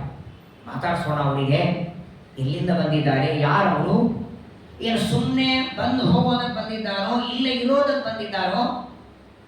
ವಿರಾಟ ರಾಜನಿಗೂ ಕುತೂಹಲ, ಆ ಸೇರಿದ ವಿರಾಟ ರಾಜ ಅರಮನೆಯಲ್ಲಿ ಇದ್ದವರಿಗೂ ಕುತೂಹಲ, ಎಲ್ಲರೂ ನೋಡುತ್ತಿದ್ದಾರೆ. ಸಚದ್ವಿಜಾತಿಸ್ತರುಣಸ್ತ್ರಿದಂಡಿ ಭೃತ ಕಮಂಡಲೂಷ್ಣೀಶಧನುವ್ಯಜಾಯತ. ಒಂದು ಕೈಯಲ್ಲಿ ಕಮಂಡಲ ಹಿಡಿದಿದ್ದಾನೆ, ಇನ್ನೊಂದು ಕೈಯಲ್ಲಿ ದಂಡ ಹಿಡ್ಕೊಂಡಿದ್ದಾನೆ, ಕಾಲಲ್ಲಿ ಪಾದುಕೆ ಹಾಕೊಂಡಿದ್ದಾನೆ, ತಲೆಗೆ ಎತ್ತಿಗಳ ಕಟ್ಕೊಳ್ಳೋ ಹಾಗೆ ಶಾಟಿ ಕಟ್ಕೊಂಡಿದ್ದಾನೆ. ಸನ್ಯಾಸಿಗಳು ಹೇಗೆ ಬರಬೇಕು ಹಾಗೆ ಬರ್ತಿದ್ದಾನೆ ಧರ್ಮರಾಜ. ಪ್ರಾಯ ಇವತ್ತು ನಮ್ಮ ಮನೆಗೆ ಒಬ್ಬ ಯತಿಗಳು ಬರಬೇಕಾದ್ರೆ ಆ ಯತಿಗಳಿಗೆ ಮೊದಲು ಹೋಗಿ ನಾವು ಆಮಂತ್ರಣ ಕೊಡ್ಬೇಕು, ಬನ್ನಿ ನಮ್ಮ ಮನೆಗೆ ಅಂತ. ಅದು ಕರೆದ್ರೆ ಇವತ್ತೇ ಬರಲ್ಲ. 2026ನೇ ಇಸ್ವಿ ಕರೆದ್ರೆ 28, 29 ಬೈ ಚಾನ್ಸ್ ನಾವು ಬದುಕಿದ್ರ ಬಂದ್ರೆ, ಇಲ್ಲ ಅಂದ್ರೆ ನಮ್ಮ ಅಜ್ಜನ ಶಾದಕ್ಕೆ ಬನ್ನಿ ಅಂತ ಮಕ್ಕಳು ಹೋಗ್ಬೇಕಲ್ಲಿ. ಹಿಂದೆಲ್ಲ ಇರಲಿಲ್ಲ, ಸಹಜವಾಗಿ ಬರೋರು ಯತಿಗಳು. ಅಕಸ್ಮಾತ್ತಾಗಿ ಮನೆಗೆ ಯತಿಗಳು ಬಂದ್ರೆ ಕೋಟಿ ಕೋಟಿ ಜನ್ಮಗಳ ಪುಣ್ಯ ಅಂತ. ನೋಡಿ, ಒಂದು ಮಾತು ನಮಗೆ ಶ್ರೀಮದಾಚಾರ್ಯ ಹೇಳ್ತಾರೆ, ಯಾವ ವ್ಯಕ್ತಿಯ ಮನೆಯೊಳಗೆ ಪ್ರತಿನಿತ್ಯ 12 ಶಾಲಿಗ್ರಾಮದ ಪೂಜೆ ನಡೆಯುತ್ತೆ. 12 ಶಾಲಿಗ್ರಾಮ ಅಂದ್ರೆ ಒಂದು ಕ್ಷೇತ್ರ. ಒಂದು ಕ್ಷೇತ್ರ ಶಾಲಿಗ್ರಾಮದ ಪೂಜೆ ಯಾವ ವ್ಯಕ್ತಿಯ ಮನೆಯಲ್ಲಿ ನಡೆಯುತ್ತೋ ಆ ವ್ಯಕ್ತಿಗೆ ಎಷ್ಟು ಪುಣ್ಯ ಬರ್ತದಂದ್ರೆ 12 ಕೋಟಿ ರುದ್ರದೇವರ ಲಿಂಗುಗಳಿಗೆ ಬಂಗಾರದ ಪುಷ್ಪವನ್ನ ಸಮರ್ಪಣೆ ಮಾಡಿದಾಗ ಬರುವ ಪುಣ್ಯ ಒಂದು ಕ್ಷೇತ್ರ ಶಾಲಿಗ್ರಾಮದ ಪೂಜೆ ಮಾಡೋದ್ರಲ್ಲಿ ಬರತ್ತ. ಏನ್ ಶಾಲಿಗ್ರಾಮದ ಮಹತ್ವ! ಅದು ಯಾವತ್ತೋ ಏಕಾದಶಿ, ದ್ವಾದಶಿ, ದಶಮಿ, ಹುಣ್ಣಿಮೆ, ಅಮಾವಾಸ್ಯೆಗೆಲ್ಲ ಪ್ರತಿನಿತ್ಯ ಒಬ್ಬ ವ್ಯಕ್ತಿಯ ಮನೆಯೊಳಗೆ ಶಾಲಿಗ್ರಾಮ ಪೂಜೆ ನಡೀತಿದ್ರೆ ಅದರ ಸುತ್ತಮುತ್ತಲು ರಾಕ್ಷಸರ ಬಾಧೆ ಇರಲ್ಲ ಅಂತೆ. ಅವನ ಸುತ್ತಮುತ್ತಲು ಸುಭಿಕ್ಷೆ ಆಗತ್ತೆ. ಪ್ರಾಯ ಮುಂಬೈ, ಪೂನಾ, ಕೋಲ್ಕತ್ತಾ, ಡೆಲ್ಲಿ, ಈ ದೊಡ್ಡ ದೊಡ್ಡ ಮದ್ರಾಸು, ಚೆನ್ನೈ, ಇವೆಲ್ಲ ನೋಡಿದ್ರೆ ಬೆಂಗಳೂರು ಬೆಟರು. ಮಳೆಗೆ ಯಾವುದೇ ತರಹದ ಅನಾಹುತ ಉಪದ್ರವಗಳಿಲ್ಲ.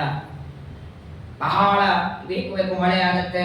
ವಿಶೇಷ ಅಂದ್ರೆ ಜ್ಯೇಷ್ಠ ಆಷಾಢ ಹೊತ್ತಿಗೆನೆ ಥಂಡಿ ಶುರುವಾಗ್ಬಿಡ್ತದೆ.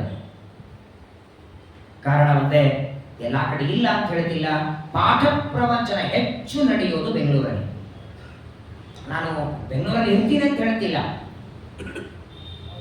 ಬೆಂಗಳೂರೊಳಗೆ ಸುಮಾರು ಪ್ರತಿನಿತ್ಯ 360 ದಿನ ಪ್ರವಚನ ನಡೆಯುವ ಈ ಮಾಧ್ವ ಸಂಘಗಳು, ರಾಯರ ಮಠಗಳು ಎಲ್ಲ ಲೆಕ್ಕ ಹಾಕಿದ್ರೆ 48ರಿಂದ 50 ಇವೆ.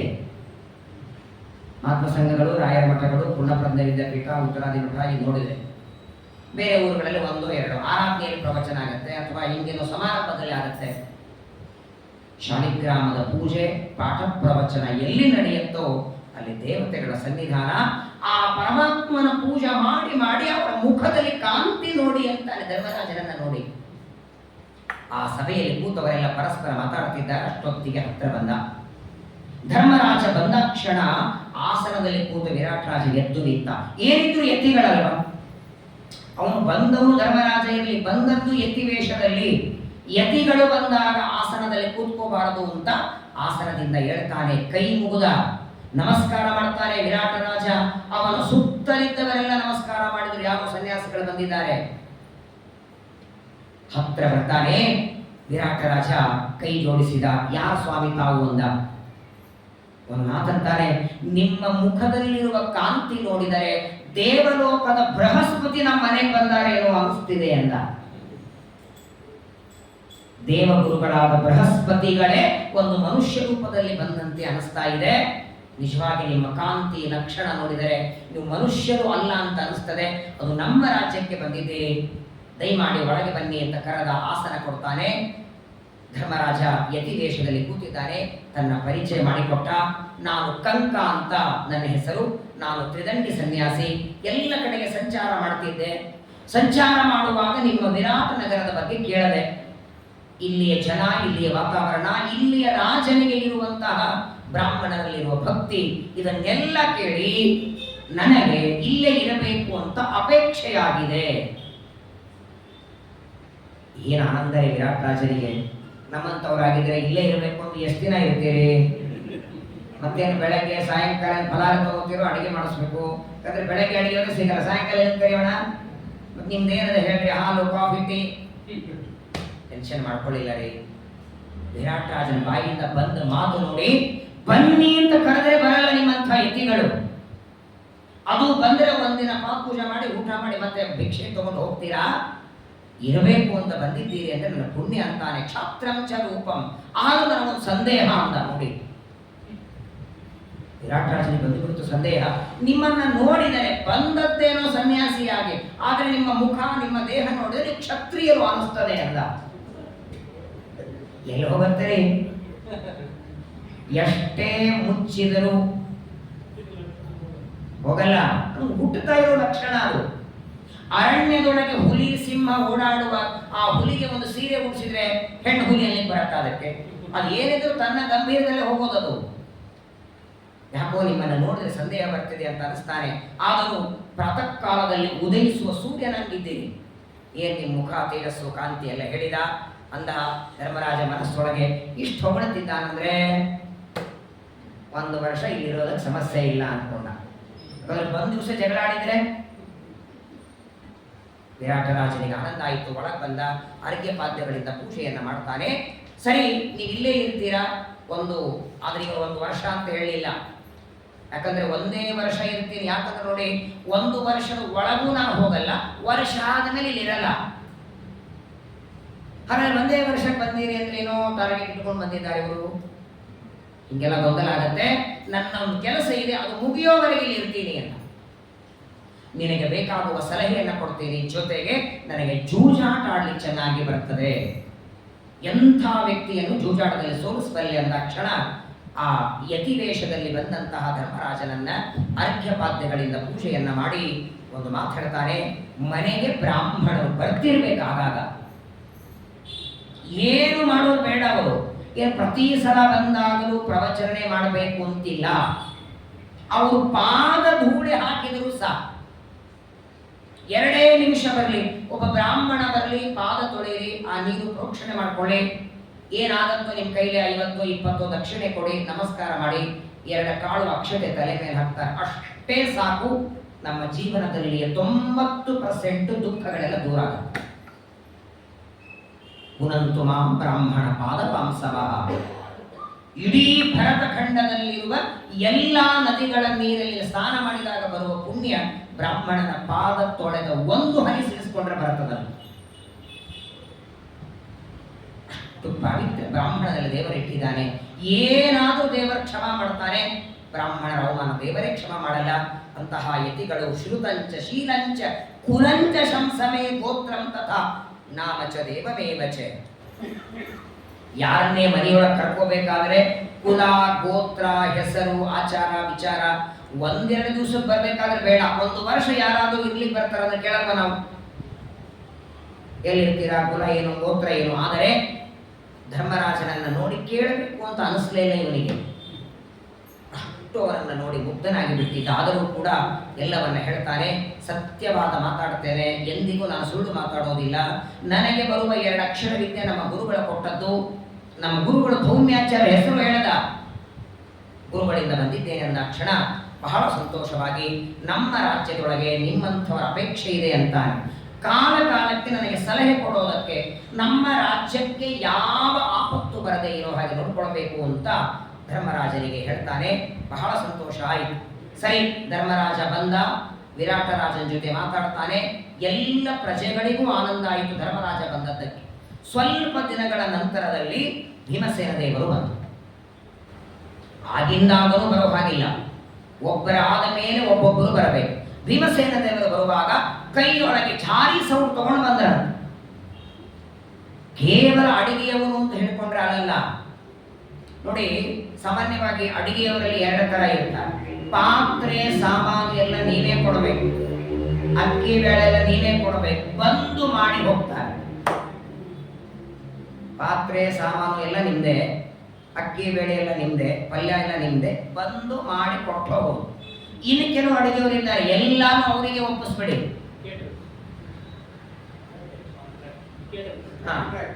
ಕಾಂಟ್ರಾಕ್ಟ್ ಅಲ್ಲಿ ಎಲ್ಲಾನು ಅವರು ತರ್ತಾರೆ. ಆದರೆ ಒಂದು ಮರಿಬೇಡಿ, ಎಲ್ಲಾನು ಕಾಂಟ್ರಾಕ್ಟ್ ಕೊಡೋ ಅಡುಗೆಯವರೇ ಇರಲಿ ಅಥವಾ ನಾವು ಸಾಮಾನು ಕೊಟ್ಟ ಮೇಲೆ ಮಾಡೋರು ಅಡುಗೆಯವರು ಇರಲಿ, ಜಾರಿ ಸೌಟು ಮಾತ್ರ ಅಡುಗೆಯವರಿಗೆ ತರಬೇಕಂತ. ಇವರು ಮನೆಯೊಳಗಿದ್ರು ಅವರು ತರಲೇಬೇಕದನ್ನು. ಹೇಗೆ ಪ್ರವಚನಕ್ಕೆ ಬರುವಾಗ ಆಚಾರ ಪುಸ್ತಕ ಕೈಯಾಗಿ ತರ್ತಾರೆ ನೋಡಿ, ಆಗ ಅಡುಗೆಯವರು ಬರೇ ಕೈಯಿಂದ ಹೋಗತಕ್ಕದ್ದಲ್ಲ. ಅವರು ಮನೆಯೊಳಗೆ 10 ಜಾರಿ ಸೌಂಡ್ ಇರಲಿ. ಭೀಮಸೇನ ದೇವರು ಕೈಯೊಳಗೆ ಸೌಟನ್ನ ಅಥಾಪರೋ ಭೀಮ ಬಲಶ್ರೀಯಾಜ್ವಲಂ ನೃಪಾಯಯೌ ಸಿಂಹ ವಿಲಾಸ ವಿಕ್ರಮ. ಒಂದು ಕೈಯೊಳಗೆ ಜಾರಿ ಸೌಟನ್ನ ಹಿಡ್ಕೊಂಡು ಭೀಮಸೇನ ದೇವರು ಬರ್ತಿದ್ದಾರೆ. ಅಡಿಗೆಯವರ ವೇಷ. ಪ್ರಾಯ ಅಡಿಗೆಯವರು ಉಟ್ಕೊಳ್ಳೋ ಪಂಚ ಹೆಂಗಿರತ್ತೆ ಹೇಳಿ. ನಾವು ಯಾತ್ರೆ ಎಲ್ಲ ಮಾಡಿಸ್ತೀವಲ್ಲ, ನಮ್ಮ ಯಾತ್ರೆಗೆ ಅಡಿಗೆಯವರು ಕರ್ಕೊಂಡು ಹೋಗಿರ್ತೀವಿ. ಒಂದು ಯಾತ್ರೆಗೆ ಆ ಅಡಿಗೆಯವರು ಪಂಚ ನೋಡ್ಬಿಟ್ಟೆ ಊಟ ಹೋಗ್ತಿರ್ಲಿಲ್ಲ. ಅವನು ಅಡಿಗೆ ಮಾಡಿ ಅಡಿಗೆ ಮನೆಯಿಂದ ಅಕಸ್ಮಾತ್ ಊಟದ ಹಾಲಿಗೆ ಬಂದ್ರೆ ಜನ ಎಲ್ಲ ನೋಡಿ, ಆಚಾರ್ಯ ಅಡಿಗೆ ಹೊರಗಾಕ್ರೆ ಮೊದಲ ನಾವು, ನಾನು ಯಾವ ಹೋದ್ರೆ ಮಾಡೋರು ಯಾರು. 7 ದಿನ ಯಾತ್ರೆ ಇತ್ತು. ಮಾರನೇ ದಿನ, ಮೊದಲನೇ ದಿವಸ ಅವನ ಪಂಚ ನೋಡಿ, 2ನೇ ದಿವಸ ಹೊಸ 2 ಪಂಚ ಕೊಟ್ಟೆ, 3ನೇ ದಿವಸ ಅದೇ ಬಣ್ಣದ ತಗೊಂಬಂದ ಪಂಚ ಅದ. ನಾನಂದ್ರೆ ನಾವು ಪಂಚ ಉಟ್ಕೋತೀವಿ ಮನೆಯೊಳಗೆ ಅಲ್ಲ, ಅಡಿಗೆ ಮಾಡ್ಲಿ ಬಿಡ್ಲಿ ಅಂತೂ ಇಷ್ಟು ಹೊಲಸು ಹೆಂಗಾಗುತ್ತೆ. ಇದೇನು ಪ್ರತ್ಯೇಕ ಕೂತೋದಕ್ಕೆ ಹೊಲಸು ಹಚ್ಚುತ್ತೀರೋ. ಅದು ಎಷ್ಟು ಚೆನ್ನಾಗಿರುತ್ತೆ ಅಂದ್ರೆ, ಒಂದು ಕಡೆ ಕರಿ ಇರ್ತದೆ, ಒಂದು ಕಡೆಗೆ ಅಷ್ಟಪುಡಿ ಇರ್ತದೆ, ಇನ್ನೊಂದು ಕಡೆ ಖಾರ ಪುಡಿ ಇರ್ತದೆ. ಈ ಹೋಳಿ ಹುಣ್ಣಿಮೆಯಲ್ಲಿ ಎತ್ತುಗಳಿಗೆ ಬೆಳೆದಿರ್ತಾರಲ್ಲ, ಭೀಮಸೇನ ದೇವರು ಹೆಂಗ್ ಬಂದಿದ್ದಾರೆ ನೋಡಿ. ಜೀವೋತ್ತಮರು, ಪರಮಾತ್ಮನ ಮಗ, ನಮ್ಮೆಲ್ಲರ ಒಳಗಿದ್ದು 21,600 ಹಂಸ ಮಂತ್ರ ಜಪ ಮಾಡುವ ಗುರುಗಳು ಸೌರು ತಗೊಂಡು ಬಂದಿದ್ದಾರೆ ವಿರಾಟ್ ನಗರಕ್ಕೆ. ಅಡಿಗೆಯವರಂತೆ ವೇಷ ಹಾಕೊಂಡು ಬರ್ತಾರೆ. ಆದರೆ ನೋಡಿ, ಧರ್ಮರಾಜ ಬರುವಾಗ ಸಭೆಯಲ್ಲಿ ಕೂತವರಿಗೆಲ್ಲ ಆನಂದ. ಆದರೆ ಭೀಮಸೇನ ದೇವರು ಬರ್ತಾ ಬರ್ತಾ ಇರುವಾಗಲೇನೆ ಭೂಮಿ ನಡಗಲಿಕ್ಕೆ ಶುರುವಾಯಿತಂತೆ. ಸಿಂಹ ಗರ್ಜನೆ. ಅವ್ರು ಕಾಲಿಟ್ರೆ ಸಾಕು. ಈ ಅಧಿಕ ಮಾಸದಲ್ಲಿ 33 ಭಜನೆ ಮಾಡಿದ್ರಲ್ಲ, ಭಜನೆ ಮಾಡುವಾಗ ತಾಳ ಕೊಡ್ತಿದ್ರ ಇಲ್ಲೋ. ಭೀಮಸೇನ ದೇವರು ಅತಲ ವಿತಲ ಸುತಲ ರಸಾತಲ ಮಹಾತಲ ಪಾತಾಳ ಒಂದು ಕೈಯಲ್ಲಿ, ಭೂಲೋಕ ಭುವರಲೋಕ ಸ್ವರ್ಗಲೋಕ ಜನೋಲೋಕ ಮಹಾಲೋಕ ತಪೋಲೋಕ ಸತ್ಯಲೋಕ 14 ಲೋಕದಲ್ಲಿ 7 ಲೋಕ ಒಂದು ಕೈಯಲ್ಲಿ, 7 ಲೋಕ ಇನ್ನೊಂದು ಕೈಯಲ್ಲಿ ಹೀಗೆ ಕುಂಡುತ್ತಾರೆ. ಏನ್ ಶಕ್ತಿ ಅವರದು. ಅವರು ಹೆಜ್ಜೆ ಇಟ್ಟು ಬರ್ತಿದ್ರೆ ವಿರಾಟ ರಾಜ ಅರಮನೆ ನಡೀತಾ ಇದೆ. ಸುಮತ್ ವಿಷಯದಲ್ಲಿ ಒಂದು ಮಾತು ಬರ್ತದೆ. ಮಧ್ವಾಚಾರ್ಯರು ಬದಲಿಗೆ ಬಂದರು ವೇದವ್ಯಾಸರ ದರ್ಶನ. ಆಚಾರ್ಯರು ಪಾದ ಇಟ್ಟಾಗೆಲ್ಲ ಭೂಮಿ ನಡಗುತ್ತಿತ್ತು ಅಂತ ನಾನು ಪಂಡಿತಾಚಾರ ಅಂತ. ಇದೇ ಭೀಮಸೇನ ದೇವರಾಚಾರ ಅಲ್ಲ. ಗಂಭೀರವಾದ ನಡಿಗೆಯಿಂದ ಬರ್ತಿದ್ದಾರೆ. ತಮಾವ್ರಜಂತಂ ಗಜಯೂಪವೇತಮಂ ನಿರೀಕ್ಷಮಾಣೋ ನವ ಸೂರ್ಯ ವರ್ಚಸಂ. ಎಲ್ಲ ನೋಡಿದರು. ವಿರಾಟ ರಾಜನ ಅರಮನೆಯಲ್ಲಿದ್ದವರೆಲ್ಲ ನೋಡ್ತಾರೆ. ವಿರಾಟ ರಾಜ ನೋಡಿದ. ಆದರೆ ಧರ್ಮರಾಜ ಬಂದಾಗ ಏನು ಆನಂದ ಮುಖದಲ್ಲಿತ್ತಲ್ಲ, ಆನಂದ ಇರಲಿಲ್ಲ, ಭಯ.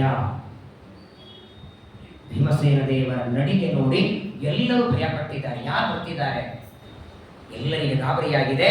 ಆದರೆ ಭೀಮಸೇನ ದೇವರು ಮಾತ್ರ ನೋಡಿ ಒಂಟ ವಸ್ತ್ರ ಉಟ್ಕೊಂಡು ಬಂದಿದ್ದಾರೆ. ಮಹಾಭಾರತ ಉಲ್ಲೇಖ ಮಾಡ್ತದೆ. ತಮೇಕ ವಸ್ತ್ರಂ ಪರ ಸೈನ್ಯವಾರಣಂ. ಪ್ರಾಯ ಎಲ್ಲ ಪ್ರಸಂಗದಲ್ಲಿ 2 ವಸ್ತ್ರ ಇರಬೇಕು. ಒಂದು ಉಡೋದಕ್ಕೆ ಹೊದೋದಕ್ಕೆ. ಸ್ನಾನಕ್ಕೆ ಹೋದ್ರೆ 2 ಇರಬೇಕು. ಬರೀ ಪುರುಷನಿಗೆಲ್ಲ 2 ವಸ್ತ್ರಗಳು ಕಡ್ಡಾಯ. ಸ್ತ್ರೀಯರಿಗೂ ಇದೆ. ಸ್ತ್ರೀಯರು ಒಂಟ ವಸ್ತ್ರದ ಮೇಲೆ 2 ಪ್ರಸಂಗದಲ್ಲಿ ಇರೋದು. ಒಂದು ಕಡೆಗೆ ಆದಾಗ, ಇನ್ನೊಂದು ಗಂಡ ಊರಲ್ಲಿ ಇಲ್ಲದೆ ಎಲ್ಲಾದರೂ ಹೊರ ಹೋದ. ಯಾಕಂದ್ರೆ ನೋಡಿ, ಹಿಂದಿನ ಕಾಲದಲ್ಲಿ ಮನೆ ಮನೆಗೆ ಬರ್ತಿದ್ರು ಭಿಕ್ಷೆಗೆ. ಆ ಭಿಕ್ಷೆಗೆ ಬಂದಂತಹ ವ್ಯಕ್ತಿಗಳು ಮನೆಯೊಳಗಿರುವ ಯಜಮಾನತೆ ಒಂಟ ಸೀರೆ ಮೇಲಿದ್ರೆ ಇವರ ಗಂಡ ಊರಲ್ಲಿ ಹೋಗಿರಬೇಕು ಅಥವಾ ಅವ್ರ ಕಡೆಗಿದ್ದಾರೆ ಅಂತ ತಿಳ್ಕೊಂಡು ಸೀರೆ ಉಟ್ಕೊಂಡದ್ದು ನೋಡಿ ಮನೆ ಹೊರಗಿಂದ ಹೋಗ್ಬಿಡ್ತಿದ್ರೆ ಅದು ಒಳಗೆ ಬರ್ತಿರ್ಲಿಲ್ಲ. ಇವತ್ತೇನು ಗೊತ್ತಾಗಲ್ಲ. ಕಡೆಗಿದ್ದಾರೆ ಗೊತ್ತಾಗಲ್ಲ, ಒಳಗಿದ್ದಾರೆ ಗೊತ್ತಾಗಲ್ಲ, ಹೊರಗಿದ್ದಾರೆ ಗೊತ್ತಾಗಲ್ಲ. ಸೀರೆನೇ ಉಟ್ಕೊಳ್ಳಲಿ ಹೇಗೆ ಗೊತ್ತಾಗಬೇಕು? ರಾಮಾಯಣದಲ್ಲಿ ಸೀತಾದೇವಿ ಒಂಟ ಸೀರೆ ಮೇಲಿದ್ದು. ಯಾಕೆ? ರಾಮ ಹತ್ರ ಇರಲಿಲ್ಲ. ಗಂಡ ಊರಲ್ಲಿ ಇಲ್ಲ ಅಂದ್ರೆ ಹೆಂಡತಿಗೆ ಅಲಂಕಾರನೂ ಇಲ್ಲ ಅಂತೆ. ತಲೆ ಬಾಚ್ಕೊಳ್ಳೋದು, ಕುಂಕುಮ ಹಚ್ಕೋಬೇಕು. ತಲೆ ಬಾಚ್ಕೊಳ್ಳೋದಾಗಲಿ, ಬೇರೆ ಬೇರೆ ಒಡವೆ ಹಾಕೊಳ್ಳೋದಾಗಲಿ, ತಲೆಯಲ್ಲಿ ಹೂ ಮುಡಿಯೋದಾಗಲಿ ಗಂಡ ಊರಲ್ಲಿ ಇಲ್ಲದೆ ಇದ್ರೆ ಹಾಕೋಬಾರ್ದಲ್ಲ. ಎಷ್ಟು ಮಾತು ಹೇಳ್ತಾರೆ ವಾದಿರಾಜರು. ಕಾಡಿಗೆ ಹೆಣ್ಮಕ್ಳು ಹಚ್ಕೊಳ್ತಾರಲ್ಲ, ಕಾಡಿಗೆ ಯಾವ್ದು ಹಚ್ಕೊಳ್ಬೇಕು? ವಾಸ್ತವಿಕವಾಗಿ ಕಾಡಿಗೆ ಹಚ್ಕೊಳ್ಳೋದು ಯಾಕೆ? ಕಾಡಿಗೆ ಹಚ್ಕೊಳ್ಳೋದು ಯಾಕೆ? ಪರಪುರುಷರು ಕಾಮದೃಷ್ಟಿಯಿಂದ ನೋಡಬಾರದು ಅಂತ ಹೆಣ್ಮಕ್ಕಳು ದೇವರಿಗೆ ಮಂಗಳಾರತಿಯಾದ ಮೇಲೆ ಆ ಉಳದ ಕರಿ ಹಚ್ಕೋಬೇಕಂತೆ ಕಾಡಿಗೆ. ಇವತ್ತು ಕಾಡಿಗೆನೂ ಸಿಗುತ್ತೆ 200 ರೂಪಾಯಿಗೆ. ಅದು ಹೆಂಗಿರುತ್ತೆ ಕಾಡಿಗೆ ಅಂದ್ರೆ ಇನ್ನೊಬ್ರು ನೋಡೋ ಹಂಗೆ ಇರ್ತದೆ. ಏನ್ ಮಂಗಳಾರತಿ ಹೇಳ್ತಾರೆ, ಕಾಡಿಗೆ ಹೇಳ್ತಾರೆ. ನಮಗೆಲ್ಲ ಹೇಗೆ ಗಂಡಸರಿಗೆ ಪುರುಷರಿಗೆ ಅಂಗಾರ ಉಂಟಲ್ಲ, ವಿಷ್ಣುರ ಅಂಗಾರ ಶೇಷೇಣ ಯೋಗಾನಿ ಪರಿಮಾರ್ಜಯ ಆಚಾರ್ಯರಂತಾರೆ. ಅಂಗಾರ ಪುರುಷರಿಗಿದ್ದ ಹಾಗೆ ಕಾಡಿಗೆ ಸ್ತ್ರೀಯರಿಗೆ. ಭೀಮಸೇನ ದೇವರು ಒಂಟ ವಸ್ತ್ರದ ಮೇಲೆ ಏಕ ವಸ್ತ್ರ, ಕೈಯೊಳಗೆ ಸೌಟನ್ನ ಚಾರಿ ಸೌಟು ಹಿಡಿದಿದ್ದಾರೆ, ಬರ್ತಿದ್ದಾರೆ. ಎಲ್ಲರೂ ಪರಸ್ಪರವಾಗಿ ನೋಡುತ್ತಾ ಭಯಪಟ್ಟಿದ್ದಾರೆ. ಎಲ್ಲ ಪ್ರಜೆಗಳು ಹೋಗಿ ವಿರಾಟರಾಜನಿಗೆ ಹೇಳ್ತಾರೆ, ಯಾರೋ ಬಂದಿದ್ದಾರೆ. ಪ್ರಚಂಡವಾದ ಆನೆಯಂತ ಶರೀರ, ಗಂಭೀರವಾದ ನಡಿಗೆ, ಆದರೆ ಮುಖದಲ್ಲಿ ಮಾತ್ರ ವಿಲಕ್ಷಣ ಕಾಂತಿ. ಭೀಮಸೇನ ದೇವರು ಸಾಮಾನ್ಯವಾಗಿ ದೇವತೆಗಳಿಗೆ ಅವರ ಮೂಲ ರೂಪದ ಕಾಂತಿ ಇರುತ್ತದೆ. ಜೀವೋತ್ತಮರಾದ ಭೀಮಸೇನ ದೇವರು ಬಂದಿದ್ದಾರೆ. ಅನಾಯಾಸವಾಗಿ ಒಳಗೆ ಬರ್ತಾರೆ. ವಿರಾಟರಾಜ ಸ್ವಾಗತ ಮಾಡ್ತಾನೆ. ಯಾರು ನೀವು, ಎಲ್ಲಿಂದ ಬಂದ್ರಿ ಎಂದಾಕ್ಷಣ ನಾನು ವಲಲ ಅಂತ ನನ್ನ ಹೆಸರು, ನಾನು ಚೆನ್ನಾಗಿ ಅಡಿಗೆ ಮಾಡ್ತೇನೆ. ನೋಡಿ, ಅಡಿಗೆ ಮಾಡುತ್ತೇನೆ ಅಂದಾಕ್ಷಣ ವಿರಾಟರಾಜ ಪರವಾಗಿಲ್ಲ, ನಮಗೂ ಅಡಿಗೆ ಸಿಗ್ತಾ ಇಲ್ಲ, ಬಂದ್ಬಿಡಿ ಅಲ್ಲಿಂದ. ಇದಕ್ಕೂ ಮೊದಲು ಎಲ್ಲಿ ಮಾಡ್ತಿದ್ರಿ ಅಂತ ಕೇಳಿ. ಯಾಕಂತ ಕೇಳಿ, ಇದಕ್ಕೂ ಮೊದಲು ನೀವೆಲ್ಲೋ ಕೆಲಸ ಮಾಡ್ತಿದ್ರಿ, ಅಲ್ಲಿಂದ ನಿಮ್ಗೆ ಓಡಿಸಿದ್ದಕ್ಕೆ ಇಲ್ಲಿ ಬಂದಿರಿ. ಅಲ್ಲೇನೋ ತಪ್ಪು ಮಾಡಿದೆ ಅಂತ ಓಡಿಸ್ಯಾರಲ್ಲ ನಿಮ್ಗೆ. ಏನು ಖಾರ ಪುಡಿ ಹೆಚ್ಚು ಹಾಕಿದ್ರು, ಏನು ಕೊಚ್ಚೊಳಗೆ ಹುಣಸಿನ್ಕಾಯಿ ಹೆಚ್ಚು ಹಾಕಿದ್ರು. ಭೀಮಸೇನ ದೇವರು ಹೇಳ್ತಾರೆ, ಇದಕ್ಕೂ ಮೊದಲು ಪಾಂಡವರ ಮನೆಯಲ್ಲಿ ಅಡಿಗೆ ಮಾಡ್ತಿದ್ದೆ ನಾನು. 5 ಜನ ಪಾಂಡವರ ಮನೆಯೊಳಗೆ ನಾನೇ ಅಡಿಗೆಯನ್ನು ಮಾಡ್ತಿದ್ದೆ. ಕಾಲಕ್ರಮೇಣ ಪಾಂಡವರಿಗೆ ವನವಾಸಕ್ಕೆ ಹೋಗೋ ಪ್ರಸಂಗ ಬಂತು. ಅರಣ್ಯಕ್ಕೆ ಹೋದ್ರೆ ಯಾಕೆ ಅಡಿಗೆ ಮಾಡೋರು ಬೇಕಾ ಅಂತ ನನ್ನನ್ನು ಹೊರಗೆ ಹಾಕಿದ್ರು. ನಾನು ಖಾಲಿ ಮನೆಯಲ್ಲಿದ್ದೆ, ಅದಕ್ಕೆ ನಾನು ಬಂದೆ. ಯಾವಾಗಲೂ ನೋಡಿ, ಒಬ್ಬ ವ್ಯಕ್ತಿ ನನ್ನ ಕೆಲಸ ಕೊಡಿ ಅಂತ ಬಂದ್ರೆ ಇದಕ್ಕೂ ಮೊದಲು ಎಲ್ಲಿ ಕೆಲಸ ಮಾಡ್ತಿದ್ದೆ, ಕೆಲಸ ಮಾಡಿದ ಅನುಭವ ಅಂತ ನೋಡಿ ಕೊಡ್ತಾರಲ್ವೇ. ಏನಂತಾರೆ ನಿಮ್ಮ ಭಾಷೆಯೊಳಗೆ? ಚೆನ್ನಾಗಿ. ಅದರಲ್ಲೂ ಅಡಿಗೆಯವರಿಗೆ ಇನ್ನೂ ಬೇಕು. ಈಗ ಮಾತು ಸಂಘಕ್ಕೆ ಸಂದೀಪ ಪೂರ್ಣ ಅಟ್ಯಾಚ್ ಆಗ್ಬಿಟ್ಟಿನ. ಪ್ರಾಯ ಸಂದೀಪನ ಹೊರತಾಗಿ ಬೇರೆ ಯಾರೇ ಅಡಿಗೆಯವರು ಬರ್ತಾರೆ ಅಂದ್ರೆ ಊಟಕ್ಕೆ ಬರಲ್ಲ ನೀವು ಯಾರು. ಮಾತು ಸಂಘ ಯತ್ರ ತತ್ರ ಸಂದೀಪ ವ್ಯಾಪ್ತಿ ಆಗ್ಬಿಟ್ಟಿದೆ. ಭೀಮಸೇನ ದೇವರು ಹೇಳ್ತಾರೆ, ಮೊದಲು ನಾನು ಅಡಿಗೆ ಮಾಡ್ತಿದ್ದೆ, ಆದರೆ ಚತುರ್ವಿಧ ಅನ್ನ ಮಾಡ್ತೇನೆ ಅಂದ್ರು. ಭಕ್ಷ್ಯ, ಭೋಜ್ಯ, ಲೇಹ, ಪೇಯ. ಅನ್ನದಲ್ಲಿ 4. ಕೃಷ್ಣ ಗೀತೆಯಲ್ಲಿ ಹೇಳ್ತಾರಲ್ಲ, ಪಚಾಮ್ಯನ್ನಂ ಚತುರ್ವಿಧಂ. ಭಕ್ಷ್ಯ ಅಂದ್ರೆ ಹಲ್ಲಿನಿಂದ ಅಗದು ತಿನ್ನೋದು. ಅಗದು ತಿನ್ನೋದನ್ನ ಭಕ್ಷ್ಯ ಅಂತ ಕರೀತಾರೆ. ನಾಲಿಗೆಯಿಂದ ಚಪ್ಪರಿಸಿ ತಿನ್ನೋದನ್ನ ಭೋಜ್ಯ ಅಂತ ಕರೀತಾರೆ. ನೆಕ್ಕೋದನ್ನ ಲೇಹ ಅಂತ ಕರೀತಾರೆ. ಸುರಿಯೋದು, ಕುಡಿಯೋದನ್ನ ಪೇಯ ಅಂತ ಕರೆಯೋದು. 4 ಚತುರ್ವಿಧವಾದ ಅನ್ನ, 4 ನಾನು ಚೆನ್ನಾಗಿ ಮಾಡಬಲ್ಲೆ. ಯಾವುದೇ ಅಡಿಗೆ ನೀವು ನಿನ್ನೆ ಇವತ್ತು ರಾತ್ರಿ ಹೇಳಿ ನಾಳೆ ಬೆಳಗಾದ್ರೆ ಸಿದ್ಧ. ಆದರೆ ನೋಡಿ, ಸಾಮಾನ್ಯವಾಗಿ ಬೆಳಗ್ಗೆ ಊಟ ಮಾಡಿದರೆ ರಾತ್ರಿ ಹಸಿವೆ ಆಗಿಲ್ಲ. ಇವತ್ತೇನಿದ್ರು ದಶಮಿ ತಿಥಿ, ಊಟ ಮಾಡಲೂಬಾರದು. ಕೆಲವರಿಗೆ ಏನಾಗುತ್ತೆ, ಅಡಿಗೆ ಬಹಳ ರುಚಿಯಾಗಿದೆ ಅಂತ 1-2 ಸೌಂಡ್ ಜಾಸ್ತಿ ಊಟ ಮಾಡ್ತಾರೆ, ಅವತ್ತು ರಾತ್ರಿ. ಆದರೆ ಭೀಮಸೇನ ದೇವರಂದ್ರು, ಸಾಮಾನ್ಯವಾಗಿ ಜಗತ್ತೊಳಗೆ ಬೆಳಗ್ಗೆ ಹೆಚ್ಚು ಊಟ ಮಾಡಿದ್ರೆ ರಾತ್ರಿ ಊಟ ಇಲ್ಲ. ಆದರೆ ಒಂದು ದಿನ ನನ್ನ ಕೈಯಾರೆ ಊಟ ಮಾಡಿದರೆ 1 ತಿಂಗಳ ಹಸಿವೆ ಆಗಲ್ಲ ಅಂದ್ರೆ ಅವರು ಇಂಥ ಅಡಿಗೆಗಳು ಬೇಕು ನೋಡ್ರಿ ನಮಗೂ. ಹೌದಲ್ಲ, ಇಂಥ ಅಡಿಗೆಗಳೇ ಬೇಕು. ಯಾಕೆ ದಿನ ಕಟ್ಟಿ ತೊಡಿ, ಇಡ್ಲಿ ಹಾಕು, ಇಡ್ಲಿ ತೆಗಿ, ಇಡ್ಲಿ ಮಾಡೋದು, ತಿಂಗಳಿಗೆ 1 ದಿನ ಬಂದು ಅಡಿಗೆ ಮಾಡಿ ಹೋಗ್ಬಿಡೋದು. ಇನ್ನೊಂದು ಮಾತು ಹೇಳ್ತಾರೆ, ಸಾಮಾನ್ಯವಾಗಿ ಅಡಿಗೆ ಮಾಡಿಟ್ರೆ 3 ತಾಸಿಗೆ ಹಳಸಿ ವಾಸನೆ ಬರುತ್ತೆ. ನಾನು ಮಾಡಿಟ್ಟ ಅಡಿಗೆ 24 ಗಂಟೆ ಇಟ್ಟು ಹಳಸಿ ಹೋಗಲ್ಲ, ಹಳಸೋದಿಲ್ಲ, ದುರ್ವಾಸನೆ ಬರೋದಿಲ್ಲ, ಅತ್ಯಂತ ರುಚಿಯಾಗಿರ್ತದೆ, ಶುಚಿರ್ಭೂತವಾಗಿರ್ತದೆ. ಅಷ್ಟೇ ಅಲ್ಲ, 10 ಜನರಿಗೆ ಅಡಿಗೆ ಮಾಡಿ 1000 ಜನರಿಗೆ ಬಡಿಸೋದು ನಾನು ಬಡಿಸ್ತೇನೆ. ಇದೊಂದು ಅಡಿಗೆಯವರಲ್ಲಿ ಕಲೆ ಇರ್ಬೇಕಂತೆ. ಈ ದೊಡ್ಡ ದೊಡ್ಡ ಕಾರ್ಯಕ್ರಮಗಳಲ್ಲಿ 100-130 ಜನ ಊಟಕ್ಕೆ ಬರ್ತಾರೆ ಅಂತ ಅಡಿಗೆ ಮಾಡಿಸ್ತಾರೆ. 180 ಜನ ಬಂದ್ರೆ ಏನ್ ಮಾಡ್ತೀರಿ? ಅಷ್ಟರೊಳಗೆ ಮಾಡಿಬಿಡ್ತಾರೆ ಅವರು. ಹುಳಿ ಸಾರಿಗೆ 2 ಬಕೆಟ್ ನೀರು ಹಾಕ್ತಾರೆ, ಉಪ್ಪು ಖಾರ ಹಾಕಿಬಿಡ್ತಾರೆ. ಇನ್ನೊಂದ್ ಕಡೆ ಅನ್ನ ನೀರಿಟ್ಟಿರ್ತಾರೆ, ನೀವು ಬಡಿಸ್ರಿ ಅನ್ನ ಮಾಡ್ಕೊಡ್ತೀನಿ ಅಂತಾರೆ. ಆ ಮೈಸೂರು ಪಾಕ್ ಇದ್ರೆ 1/3 ಭಾಗ ಮಾಡ್ರಿ, ಜನ ಹೆಚ್ಚವರೇ ಮಾಡೋದು. ಒಟ್ಟಿಗೆ ಅಡಿಗೆ ಸಾಲ್ತು ಅಂತ ಮಾಡ್ತಾರೆ. ಆದರೆ ಹಾಗಲ್ಲ, ಉಂಡ ಪ್ರತಿಯೊಬ್ಬ ವ್ಯಕ್ತಿನೂ ಮೆಚ್ಚುವಂತ ಅಡಿಗೆಯನ್ನ ಮಾಡ್ತೇನೆ. ಇಷ್ಟು ಹೇಳಿದ ಮೇಲೆ ವಿರಾಟ್ ರಾಜ ಅಂತಾನೆ, ಒಳ್ಳೇದಾಯಿತು, ಅಡಿಗೆಯವರು ಬಂದದ್ದು ಒಳ್ಳೇದಾಯಿತು. ಅದರ ಜೊತೆಗೆ ಭೀಮಸೇನ ದೇವರಂತಾರೆ, ಬರೀ ಅಡಿಗೆ ಮಾತ್ರವಲ್ಲ, ನಿಮಗೆ ಯಾವುದೇ ಕಾರಣದಿಂದ ಆಪತ್ತು ಬಂದರೂ ನಾನಿದ್ದೇನೆ. ಮಲ್ಲ ಯುದ್ಧದಲ್ಲಿ ನಾನು ಬಹಳ ಕುಶಾಗ್ರತೆಯಿಂದ ಇದ್ದೇನೆ ಅಂತ ಹೇಳಿದ. ಆಗಲಿ ಅಂತ ಒಳಗೆ ಕರ್ಕೊಳ್ತಾರೆ. ಸರಿ, ಭೀಮಸೇನ ದೇವರು ಬಂದದ್ದಾಯಿತು. ಕೆಲವು ದಿನಗಳಾದ ಮೇಲೆ ಅರ್ಜುನ ಬಂದ. ಅರ್ಜುನ ಬರುವಾಗ ಷಂಡ ವೇಷ, ನಪುಂಸಕನ ವೇಷ ಹಾಕೊಂಡು ಬರ್ತಾನೆ. ಷಂಡ ವೇಷದಿಂದ ಅರ್ಜುನ ಬಂದಾಗ, ತಂ ಪ್ರೇಕ್ಷ ರಾಜ ಉಪಗತಂ ಸಭಾತಳೆ ತತ ಪ್ರತಿಚ್ಛನ್ನ ಮಮಿತ್ರಮರ್ದನಂ. ಸಭೆಯೊಳಗೆ ಕೂತಂತಹ ವಿರಾಟ ರಾಜ ತಕ್ಷಣದಲ್ಲಿ ಎದ್ದ. ಆಶ್ಚರ್ಯ ಆಯಿತು ಅವನಿಗೆ. ನಪುಂಸಕನ ವೇಷದಲ್ಲಿ, ಆ ಬೃಹನ್ನಳೆಯ ವೇಷದಲ್ಲಿ ಬಂದ ಅರ್ಜುನನನ್ನ ನೋಡಿ ಯಾಕೆ ಆಶ್ಚರ್ಯ ಆಯಿತು ಅಂದ್ರೆ, ವಿರಾಟ ರಾಜ ಆ ಹತ್ರ ಬಂದ ಹಾಗೆ ನೋಡ್ತಿದ್ದ. ಅವನ ಮುಖ, ಅವನ ದೇಹ, ಅವನ ಬಾಹುಗಳು ಬಿಲ್ಲು ಬಿಟ್ಟು ಗಾಯ ಆಗಿತ್ತಲ್ಲ, ಅದನ್ನೆಲ್ಲ ನೋಡಿದ್ದಕ್ಕೂ ಇವರ ಹಾಕೊಂಡ ವೇಷಕ್ಕೂ ಲಿಂಕೇ ಇಲ್ಲ. ಯಾವ ದೃಷ್ಟಿಯಿಂದ ಇವನ ನಪುಂಸಕ ಅನ್ನಬೇಕು ಹೇಳಿ? ಇವನು ವೇಷ ಬದಲಾಯಿಸಿದರೂ ಕೂಡ ಗೊತ್ತಾಗುವ ರೀತಿಯೊಳಗಿದ್ದು ಇವನ ವೇಷ. ಹತ್ರಕ್ಕೆ ಬರ್ತಾನೆ. ಧರ್ಮ ವಿರಾಟ ರಾಜ ಎದ್ದು ಸ್ವಾಗತ ಮಾಡಿದ. ಯಾರು, ಎಲ್ಲಿಂದ ಬಂದಿರಿ ಅಂದಾಗ ಹೇಳಿದ, ಬೃಹನ್ನಳೆ ಅಂತ ನನ್ನ ಹೆಸರು, ನಾನು ಎಲ್ಲರಿಗೆ ಕುಣಿಯೋದು ಹಾಡಾಡೋದನ್ನು ಹೇಳಿಕೊಡ್ತೇನೆ ಅಂತ. ವಿರಾಟ ರಾಜ ಅಂತಾನೆ, ಯಾಕೋ ನಿಮ್ಮ ಮುಖ ನೋಡಿದ್ರೆ ನಿಮ್ಮ ನಪುಂಸಕ ಅನ್ನುವಂಗಿಲ್ಲ ಅಂತ.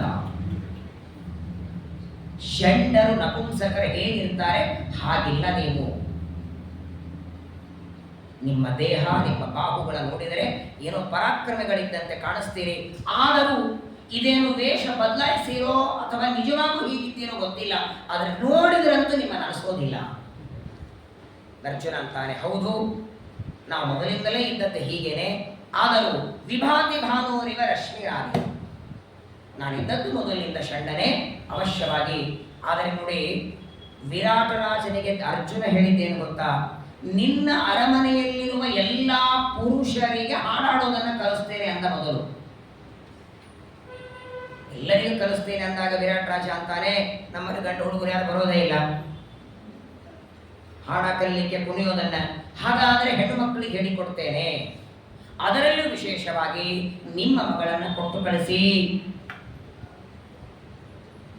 ಯಾವ ದಿನ ವಿರಾಟರಾಜನ ಮಗಳಾದ ಉತ್ತರಾದೇವಿಯನ್ನ ಆ ನರ್ತನ ಶಾಲೆಗೆ ಕಳಿಸಿ ನಾನು ಕಲಿಸ್ತೇನೆ ಅಂತ ನೋಡಿ, ಒಂದೆರಡು ದಿನಗಳಾದ ಮೇಲೆ ವಿರಾಟ ರಾಜನಿಗೆ ಆ ಮಗಳು ಕುಣಿಯುವುದನ್ನ ನೋಡಿ ಎಷ್ಟು ಆನಂದ ಆಯಿತಂದ್ರೆ ಅದೇ ಷಂಡನಿಗೆ ಕೊಟ್ಟು ಮದುವೆ ಮಾಡೋ ವಿಚಾರ ಒಂದು ಮಾಡುತ್ತಾನೆ.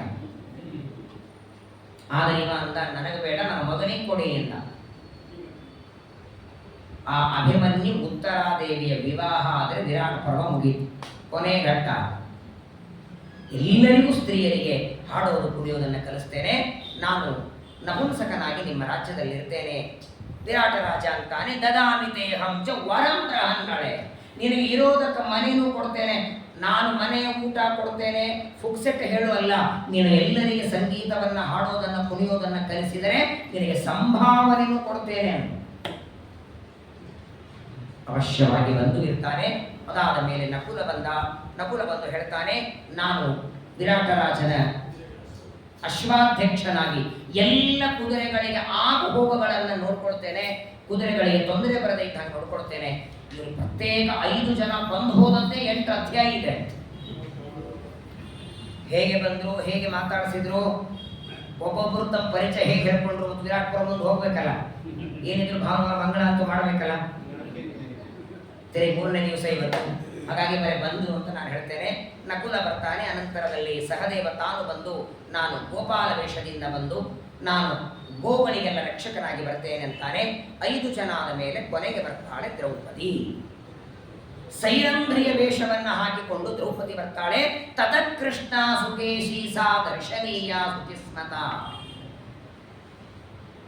ಹೇಗೆ ಬಂದು ವಿರಾಟ ರಾಜನ ಮನೆಗೆ ಬರುವಾಗಲೇನೆ ತನ್ನ ಕೂದಲುಗಳನ್ನೆಲ್ಲ ಬಿಚ್ಚಿಕೊಂಡು ಉತ್ತಮವಾದ ಅಲಂಕಾರ ಮಾಡಿಕೊಂಡು, ವಿಶೇಷವಾಗಿ ದೇವತಾ ಸ್ತ್ರೀಯರು ಯಾವ ರೀತಿ ನಡೀತಾ ಬಂದ್ರೆ ನೋಡೋರಿಗೆಲ್ಲ ಆಕರ್ಷಣ ಆಗಬೇಕು ಅಷ್ಟು ರೂಪದಿಂದ ಬಂದಿದ್ದಾರೆ. ವಾಸ್ತವಿಕವಾಗಿ ದೇವತಾ ಸ್ತ್ರೀಯರಲ್ಲೇನೆ ಅತೀ ಚಲುವೆ ಅಂದ್ರೆ ದ್ರೌಪದಿಯ ಭಾರತೀ ದೇವಿ, ವಾಯುದೇವರ ಮಡದಿ. ಅಂತಹ ದ್ರೌಪದಿ ಅಲಂಕಾರ ಮಾಡಿಕೊಂಡು ಬರ್ತಿದ್ದಾಳೆ. ಪ್ರವಿಷ್ಟ ನಗರಂ ಭೀರು, ಅಂಜಿಕೆಯ ಬಳಿಗೆ. ಈ 5 ಜನ ಬರುವಾಗ ಅಂಜಿಕೆ ಇರಲಿಲ್ಲ. ದ್ರೌಪದಿಗೆ ಅಂಜಿಕೆ, ತನಗೆ ಯಾರಾದರೂ ನೋಡಿ ಕೆಟ್ಟ ದೃಷ್ಟಿಯಿಂದ ನೋಡಿದ್ರೆ ಗಂಡ ಏನು ಮಾಡ್ತಾನೆ ಅಂತ ಭಯ. ಭೀಮಸೇನಿಗೆ ಗೊತ್ತಾದ್ರೆ ಏನ್ ಮಾಡ್ತಾನೆ ಅಂತ ಒಳಗೆ ಬರ್ತಾಳೆ. ಆ ಸಂದರ್ಭದಲ್ಲಿ ವಿರಾಟ ರಾಜ ತನ್ನ ಹೆಂಡತಿ ಸುದೇಶ್ನಾಳನ್ನ ಕರೆದು, ಯಾರೋ ಬಂದಿದ್ದಾರೆ ಮಾತಾಡಿಸು ಅಂತಾನೆ. ಒಳಗಿನಿಂದ ಬರ್ತಾಳೆ. ವೇಷೇಣ ರೂಪೇಣ ತಚ್ಚ ಲಕ್ಷಣಯಾಗಿರ, ಹೇಗಿರಬೇಕು ಹೆಣ್ಮಕ್ಕಳು ಅನ್ನೋದನ್ನು ತೋರಿಸ್ತಾಳೆ ದ್ರೌಪದಿ. ಒಳಗೆ ಬಂದಿದ್ದಾಳೆ. ಒಳಗೆ ಬಂದು ಆ ವಿರಾಟ ರಾಜನ ಹೆಂಡತಿಯಾದ ಸುದೇಶ್ನಾ ದೇವಿಗೆ ನಮಸ್ಕಾರ ಮಾಡಿದ್ಲು. ನಾನು ಸೈರಂಧ್ರಿ ಅಂತ ಈ ರಾಜರ ಮನೆಗಳಲ್ಲೆಲ್ಲ ಅಲಂಕಾರ ಮಾಡಲಿಕ್ಕೆ ಬರ್ತಾರೆ. ರಾಜನ ಹೆಂಡತಿಗೆ ಸೀರೆ ಉಡಿಸ್ಲಿಕ್ಕೆ, ಕೂದಲ ಹಿಗ್ಲಿಕ್ಕೆ, ಅವರಿಗೆ ಹೂ ಮುಡಿಸ್ಲಿಕ್ಕೆ, ಅಲಂಕಾರ ಮಾಡೋರಿಗೇನೆ ಲಕ್ಷಾನುಗಟ್ಟಲೆ ಸಂಬಳ ಇರ್ತದೆ. ದಾಸಿಯರು ಸೈರಂಧ್ರಿಯ ವೇಷದಲ್ಲಿ ಬಂದು ವಿರಾಟ ರಾಜನ ಹೆಂಡತಿಗೆ ಎಲ್ಲವನ್ನ ಹೇಳ್ಕೊಂಡಾಗ, ವಿರಾಟ ಭಾರ್ಯ ತಾಂ ದೇವಿ ಕರುಣಾನ್ಯಾತ ಸಂಭ್ರಮ, ಆನಂದ ಆಯ್ತಂತೆ. ಅಲಂಕಾರ ಮಾಡೋರು ಬಂದ್ರೆ ಆನಂದ ಆಗಿಲ್ವಾ? ತಾನೇ ಹಿಡ್ಕೊಂಡು ತಾನೇ ಹಾಕೋತಿದ್ಲು. ಒಬ್ರು ಯಾರೋ ಕೈ ಕೆಳಗೆ ಬಂದ್ರು ಅಂತ ಒಳಗೆ ಕರ್ಕೊಂಡು ಹೋಗ್ತಾಳೆ. ಆಗ ಸುದೇಶ್ನ ಸೈರಂಧ್ರಿಯ ಜೊತೆಗೆ ಮಾತಾಡುವಾಗ, ಎಲ್ಲಿಂದ ಬಂದಿ, ಏನ್ ಬಂದಿ ಅಂತ ಕೇಳುವಾಗ, ಮದುವೆ ಆಗಿಲ್ವಾ ನಿಂದು ಅಂತ ಕೇಳಿ. ಸಹಜ ಅಲ್ವಾ? ಮದುವೆ ಆಗಿಲ್ವಾ ಅಂತ ಕೇಳಿದಾಗ ಈ ಸೈರಂಧ್ರಿ ಹೇಳ್ತಾಳೆ, ಆಗಿದೆ, ಬರೇ ಒಂದಲ್ಲ 5 ಮದುವೆ ಆಗಿದೆ. 5 ಜನ ನನಗೆ ಗಂಡಂದರಿದ್ದಾರೆ, ಆದ್ರೆ 5 ಜನ ಗಂಧರ್ವರು ಒಂದು ಬಿಟ್ಲೆ, ಅಣ್ಣವರಲ್ಲಿಲ್ಲ. 5 ಜನ ನನ್ನ ಗಂಡಂದರು ಗಂಧರ್ವರು, ನನ್ನ ಜೊತೆಗೆ ಇರಲ್ಲ ಅವರು. ಯಾಕಂದ್ರೆ ಮದುವೆ ಆಗಿದೆ, 5 ಜನ ಗಂಡಂದ್ರು, ಅವ್ರನ್ನ ಬಿಟ್ಟು ಇಲ್ಲಿ ಯಾಕೆ ಬಂದಿ ಅಂತ ಕೇಳಲ್ವ? ಡೈವರ್ಸ್ ಆಯ್ತಾ, ಜಗಳಾಡ್ ಬಂದಿದ್ಯಾ, 108 ಪ್ರಶ್ನೆ ಕೇಳ್ತಾರೆ. ಅದಕ್ಕೆ ಏನ್ ಹೇಳಿದ್ರು ಅಂದ್ರೆ, ನನ್ನ ಗಂಡಂದ್ರು ಗಂಧರ್ವರಿದ್ದಾರೆ, ಗಂಧರ್ವರು ಬಹಳ ಮನುಷ್ಯ ಲೋಕದಲ್ಲಿ ಇರಲ್ಲ, ಅವರು ಆಗಾಗ ಬಂದು ಹೋಗ್ತಾರೆ, ನಾನು ಎಲ್ಲೇ ಇದ್ರೂ ಅವರ ದೃಷ್ಟಿ ಮಾತ್ರ ನನ್ನ ಮೇಲೆ ಇರ್ತದೆ. ಇದು ಮೊದಲನೇ ದಿವಸ ಇಂಟ್ರೊಡ್ಯೂಸ್ ಮಾಡ್ಕೊಟ್ಬಿಟ್ಲು. ಯಾಕಂದ್ರೆ ನನ್ನನ್ನ ಯಾರೇ ಕೆಟ್ಟ ದೃಷ್ಟಿಯಿಂದ ನೋಡಿದರೂ 5 ಜನ ನನ್ನ ಗಂಡಂದ್ರು ಅವರ ತಿಥಿ ಮಾಡೋದು ನಿಶ್ಚಿತ. ಮೊದಲೇ ತನಗೆ ಗಂಡಂದ್ರಿದ್ದಾಳೆ ಅಂತ ಹೇಳಿದ್ಲು. ಅವ್ರು 5 ಜನ ಗಂಧರ್ವರು ಅಂತ ಹೇಳ್ತಾಳೆ. ಅವರು ಸೂಕ್ಷ್ಮ ರೂಪದಿಂದ ಇದ್ದು ನನ್ನನ್ನು ನೋಡುತ್ತಿರ್ತಾರೆ ಅಂತ ಹೇಳಿ, ಸರಿ ನಿನ್ಗೆ ಏನೇನು ಬರ್ತದೆ ಅಂತ ಕೇಳಿದ್ದು ಸುದೇಶ್ನ ಹೇಳಿದ್ದು. ಅಲಂಕಾರ ಮಾಡ್ಲಿಕ್ಕೆ ಬರ್ತದೆ, ಸೀರೆ ಉಡಿಸ್ಲಿಕ್ಕೆ ಬರ್ತದೆ, ನಾನಾ ರೀತಿಯಾಗಿ ಆಭರಣಗಳಿಂದ ಅಲಂಕಾರ ಮಾಡ್ಲಿಕ್ಕೆ ಬರ್ತದೆ. ಆಭರಣ ಇಲ್ಲದೇನೂ ಅಲಂಕಾರ ಮಾಡಬಲ್ಲೆ ಅಂತಕ್ಕೆ ಈ ಇವಾಗ ಏನಂತಾರೆ ಹೆಸರೇ ಅದೊಂದು ಕೋರ್ಸ್ ಇದೆ, ಪ್ರತ್ಯೇಕವಾಗಿ ಅದರದ್ದು 2-3 ವರ್ಷ ಕೋರ್ಸ್ ಮಾಡಿಕೊಂಡು ಅದನ್ನು ಅಲಂಕಾರ ಮಾಡಲಿಕ್ಕೆ ಕೋರ್ಸ್ ಮಾಡಿಕೊಂಡು ಎಷ್ಟು ಬಿಸಿ ಇರ್ತಾರೆ ಗೊತ್ತಾ. ಒಂದು ಮದುವೆಗೆ ನಾನು ಹೋಗಿದ್ದೆ, ಅಲ್ಲಿ ಬಂದಿದ್ದೆ ಅಲ್ಲಿ ಮಾಡಿಸ್ಲಿಕ್ಕೆ, ನಾನು ಮಾಡಿಸ್ಲಿಕ್ಕೆ ಹೋಗಿರಲಿಲ್ಲ, ಮದುವೆಗೆ ಹೋಗಿದ್ದೆ. ಆ ಮದುವೆ ಹುಡುಗಿಗೆ ರೆಡಿ ಮಾಡ್ಲಿಕ್ಕೆ ಬಂದಿದ್ದವರು, ನಾ ಸುಮ್ಮನೆ ಮಾತಾಡಿಸಿದೆ, ಏನಮ್ಮ ನಿಂದೇನು ಸಂಬಳ ಏನು ಕೊಡ್ತಾರೆ? ಏನಿಲ್ಲ, ಈಗ ಬಂದು ಒಂದು ದಿವಸಕ್ಕೆ 1-2 ಗಂಟೆ ಮಾಡಿದ್ರೆ ಸಾಕು, 12-15 ಸಾವಿರ ಕೊಡ್ತಾರೆ. ಒಂದು ದಿನದಲ್ಲಿ 8 ಹೊತ್ತು ಮಾಡ್ತೀನಿ ಅಂದು ಸಾಫ್ಟ್ವೇರ್ ಮರ್ಕೋಬೇಕು ಮುಂದೆ ಅಂದಿನ ಲಕ್ಷಾನುಗಟ್ಲೆ. ಆದರೆ ನೋಡಿ, ಒಂದು ತಪ್ಪು, ಕೂದಲುಗಳ ಕತ್ತರಿಸ್ತಾರೆ. ವಾಸ್ತವಿಕವಾಗಿ ಹೆಣ್ಣು ಮಕ್ಕಳು ಕೂದಲುಗಳ ಕತ್ತರಿಸಿದರೆ, ನನ್ನ ಆ ಶಬ್ದ ನಾನು ಹೇಳಬಾರದು, ಭಾಗವತ ದ್ವಾದಶ ಸ್ಕಂದದಲ್ಲಿ ಹೇಳ್ತಾರೆ, ಕಲಿಯುಗದ ಅತೀ ಘೋರ ಅಪರಾಧ ತಪ್ಪು ಯಾವುದು ಅಂದ್ರೆ ಗಂಡ ಬದುಕಿದ್ದಾಗ ಹೆಂಡತಿ ಕೂದಲ ಕತ್ತರಿಸಿಕೊಳ್ಳೋದು. ಅದಕ್ಕಿಂತ ಭಯಾನಕ ಪಾಪ ಇನ್ನೊಂದಿಲ್ಲ ಅಂತ ದ್ವಾದಶ ಸ್ಕಂದ ಭಾಗವತದಲ್ಲಿ ಸೂತಾಚಾರ್ಯ ಹೇಳ್ತಾರೆ. ಅದು ಗಂಡನೇ ಕತ್ತರಿಸೋದು, ಅದು ಸಂಕಲ್ಪ ಮಾಡಿ ಪ್ರಯಾಣದಲ್ಲಿ ಮಾತ್ರ.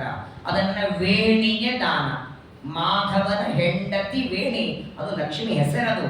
ಆ ವೇಣಿಗೆ ದಾನ, ಯಾಕಂದ್ರೆ ಸಾಕ್ಷಾತ್ ಪರಮಾತ್ಮನೇ ದೇವರಾಗಿ ತನ್ನ ಹೆಂಡತಿಯ ಕೂದಲನ್ನು ಕೊಟ್ಟದ್ದು. ಹಾಗಾಗಿ ಅಲ್ಲಿ ಮಾತ್ರ ಗಂಡ ತೊಡೆ ಮೇಲೆ ಕೂಡಿಸಿಕೊಂಡು ವೇಣಿದಾನ.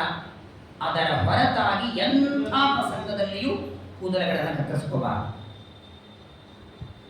ಕಲಿಯುಗದ ಘೋರ ಎಲ್ಲವನ್ನ ಹೇಳಿಕೊಳ್ಳು. ನಾಸ್ಮಿ ದೇವೀನ ಗಂಧರ್ವೀನ ಯಕ್ಷೀನ ಚರಕಿನ್ನರಿ ಸೈರಂಧ್ರಿ ನಾಮತೆ ಜಾತಿ ನಮೂಲ ಪ್ರಕಾಶನ. ನನಗೆ ಮಲಗೋದಕ್ಕೆ ಮಂಚನೇ ಬೇಕು ಅಂತಿಲ್ಲ, ಕೆಳಗೆ ಮಲ್ಕೋತೇನೆ, ಒಪ್ಪತ್ತು ಊಟ ಆದರೆ ಸಾಕು, ಹಣ್ಣುಗಳು ಕೊಟ್ಟರು ಸಾಕು, ನಾನು ಇರ್ತೇನೆ. ಒಟ್ಟಾರೆ ನಾನು ಕೆಲವು ದಿವಸಗಳವರೆಗೆ ಇರ್ತೇನೆ. ಯಾವಾಗ ನನ್ನ ಗಂಡಂದರು ಬಂದು ನನ್ನನ್ನು ಕರ್ಕೊಂಡು ಹೋಗ್ತಾರೆ ಮತ್ತು ನಾನು ತಿರುಗಿ ಹೋಗ್ತೇನೆ. ಇಷ್ಟು ತನ್ನ ಪರಿಚಯ ಮಾಡಿಕೊಳ್ತಾಳೆ. ಆಗಲಿ ಅಂತ ಅವಳನ್ನು ಸೇವೆ ಇಟ್ಕೊಂಡಿದ್ದಾಳೆ. ಹೀಗೆ ಕ್ರಮವಾಗಿ 5 ಜನ ಪಾಂಡವರು, ಆಮೇಲೆ ದ್ರೌಪದಿ ಎಲ್ಲರೂ ಬಂದದ್ದಾಯಿತು. ಇನ್ನೊಂದೇನಾಗಿತ್ತಂದ್ರೆ, ಇವರು ಇಲ್ಲಿ ಬರುವಾಗ ಧರ್ಮರಾಜ ಕಂಕ ಅಂತ ಹೆಸರಿಟ್ಕೊಂಡಿದ್ದ, ಇವನು ವಲಲ, ಇವನು ಬೃಹನ್ನಳೆ, ತಂತ್ರಿಪಾಲ.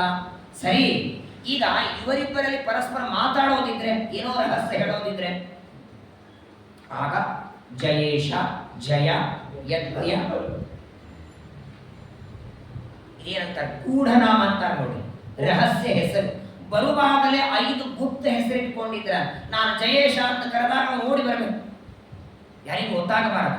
ಯಾಕಂದ್ರೆ ಮಧ್ಯದಲ್ಲಿ ಏನಾದರೂ ಮಾತಾಡೋ ಪ್ರಸಂಗ ಇದ್ರೆ ರಹಸ್ಯವಾದ ನಾಮಗಳನ್ನು ಇಟ್ಟುಕೊಂಡು ಪಾಂಡವರು ಬಂದಿದ್ದಾರೆ. ಪ್ರತಿನಿತ್ಯದಲ್ಲಿ ಧರ್ಮರಾಜ ಜೂಜಾಟ ಆಡ್ತಿದ್ದ, ಅಥವಾ ವಿರಾಟ ರಾಜನಿಗೆ ಸಹಾಯ ಮಾಡೋದು, ಭೀಮಸೇನ ದೇವರ ಅಡಿಗೆ ಮಾಡೋದು, ಅರ್ಜುನ ಬೃಹನ್ನಳಿಯಾಗಿ ಪ್ರತಿನಿತ್ಯ ಕಲಿಸ್ತಾ ಇದ್ದ. ಒಟ್ಟಾರೆ ಎಲ್ಲರೂ ವಿರಾಟ ರಾಜನ ಮನೆಯಲ್ಲಿದ್ದರು. ಕೆಲವು ದಿನ 3 ತಿಂಗಳಾಯಿತು. ವಿರಾಟ ರಾಜನ ಮನೆಗೆ ಪಾಂಡವರು ಬಂದು 3 ತಿಂಗಳಾದ ಮೇಲೆ ಒಂದು ಉತ್ಸವ ಇತ್ತು, ದೊಡ್ಡ ಉತ್ಸವ. ಅದು ಪ್ರತಿ ವರ್ಷ ಮಾಡುತ್ತಾರೆ. ಆ ಉತ್ಸವಕ್ಕೆ ವಿರಾಟ ರಾಜನ ಅರಮನೆಗೆ 1000 ಜನ ಉತ್ಸವ ನೋಡಲಿಕ್ಕೆ, ಉತ್ಸವದಲ್ಲಿ ಭಾಗವಹಿಸಲಿಕ್ಕೆ ಬಂದಿದ್ದಾರೆ. ಆ ಉತ್ಸವದೊಳಗೆ ಜಗಜಟ್ಟಿ ಮಲ್ಲುಗಳೆಲ್ಲ ಬಂದಿದ್ದಾರೆ. ಈ ಹಳ್ಳಿ ಊರುಗಳ ಉತ್ಸವ ನೋಡಿರ್ಬೋದು ನೀವು. ಹಳ್ಳಿ ಊರುಗಳಲ್ಲಿ ಕುಸ್ತಿ ಆಡ್ತಾರೆ, ಈ ಕೆಂಡ ಹಾಕಿ ಕೆಂಡ ತುಳಿತಾರೆ. ಅಯ್ಯೋ ಭಯಾನಕ, ಕೆಲವೊಂದನ್ನು ನೆನೆಸ್ಕೊಂಡ್ರೆ ಭಯಾನಕ. ಆ ವಿರಾಟ ರಾಜನ ಮನೆಯಲ್ಲಿ ಪಾಂಡವರು ಬಂದು 3 ತಿಂಗಳಿಗೆ ದೊಡ್ಡ ಉತ್ಸವ. ಆ ಉತ್ಸವಕ್ಕೆ 100 ಜನ ಮಲ್ಲರು ಬಂದಿದ್ದಾರೆ, ಭಾರೀ ಜಗಜಟ್ಟಿ ಮಲ್ಲರು. ಅವರೆಲ್ಲ ಬಂದು ಹೇಳ್ತಾರೆ, ವಿರಾಟ ನಗರದಲ್ಲಿ ಯಾರಾದರೂ ಸಮರ್ಥರಿದ್ರೆ ನಮ್ಮ ಜೊತೆ ಬರಲಿ. ಯಾರ್ಯಾರು ಆ ಮಲ್ಲರ ಜೊತೆಗೆ ಯುದ್ಧ ಮಾಡ್ತಾರೆ, ಎಲ್ಲರೂ ಸೋತು ಹೋಗಿದ್ದಾರೆ. ಕಣ್ಣೀರು ಹಾಕ್ತಾ ಕೂತಿದ್ದಾನೆ ವಿರಾಟ ರಾಜ. ಭೀಮಸೇನ ದೇವರ ಅಡಿಗೆ ಇವರು ಬಂದು, ಯಾಕೆ ನಮ್ಮ ದಣಿಗಳು ಕಣ್ಣೀರು ಹಾಕ್ತಿದ್ದಾರೆ ರಾಜನಿಗೆ ಕೇಳ್ತಾರೆ. ವಿರಾಟ ರಾಜ ಅಂತ ಏನ್ ಮಾಡ್ಲಿ, ಈ ಉತ್ಸವಕ್ಕೆ ಮಲ್ಲರೆಲ್ಲ ಬಂದಿದ್ದಾರೆ, ಅವರ ಜೊತೆಗೆ ಯುದ್ಧ ಮಾಡಲಿಕ್ಕೆ, ಆ ಮಲ್ಲ ಯುದ್ಧಕ್ಕೆ ನಮ್ಮ ಸಮರ್ಥರು ಯಾರಿಲ್ಲ. ಭೀಮಸೇನ ದೇವರಂದ್ರು, ನಾನು ಒಂದ್ ದಿವಸ ಹೇಳದ್ನಲ್ಲ, ಅಡಿಗೆ ಮಾಡೋದ್ರ ಜೊತೆಗೆ ಯುದ್ಧನೂ ನಾನು ಮಾಡಬಲ್ಲೆ ಅಂದ ಕ್ಷಣ ಸರಿ ಅಂತ ಹೇಳಿ ಅವತ್ತು ಭೀಮಸೇನ ದೇವರಿಗೆ ತೋರಿಸ್ತಾರೆ. ಅಥಾ ಜಗಾಮ ಮಲ್ಲಕ ಮಧ್ವಾಚಾರ್ಯ ಹೇಳ್ತಾರೆ, 106 ಜನ ಮಲ್ಲರು ಬಂದಿದ್ದಾರೆ. ಭೀಮಸೇನ ದೇವರೊಬ್ಬರೇ ಅವರ ಜೊತೆಗೆ ಯುದ್ಧವನ್ನು ಆಡ್ತಾರೆ. ಅದ್ಭುತವಾದ ಯುದ್ಧ. ಅವರಿಗೆ ಹಿಂದೆ ಆಗಬೇಕು. ಒಂದು ದೀಪದ ಲೈಟ್ ಹೋದಾಗ ದೀಪ ಹಚ್ಚಿರ್ತೇವೆ, ಅದರ ಸುತ್ತಲೂ ಒಂದು ಹುಳ ಓಡಾಡ್ತಿರ್ತದೆ. ಆ ಹುಳ ಏನು ಅನ್ಕೊಂಡಿರ್ತದೆ? ದೀಪ ನೋಡಿ ಆಟದ ವಸ್ತು ಅನ್ಕೊಳ್ತದೆ. 2 ರೌಂಡ್ ಹೊಡಿತದೆ, 3ನೇ ರೌಂಡ್ ದೀಪದ ಮೇಲೆ ಕೂಡ್ತದೆ, ಫೋಟೋ ಹಾರ. ಹಂಗೆ ಭೀಮಸೇನ ದೇವರು ದೀಪ, ಅದರ ಸುತ್ತ ಓಡಾಡೋ ಹುಳಗಳಿವೆ.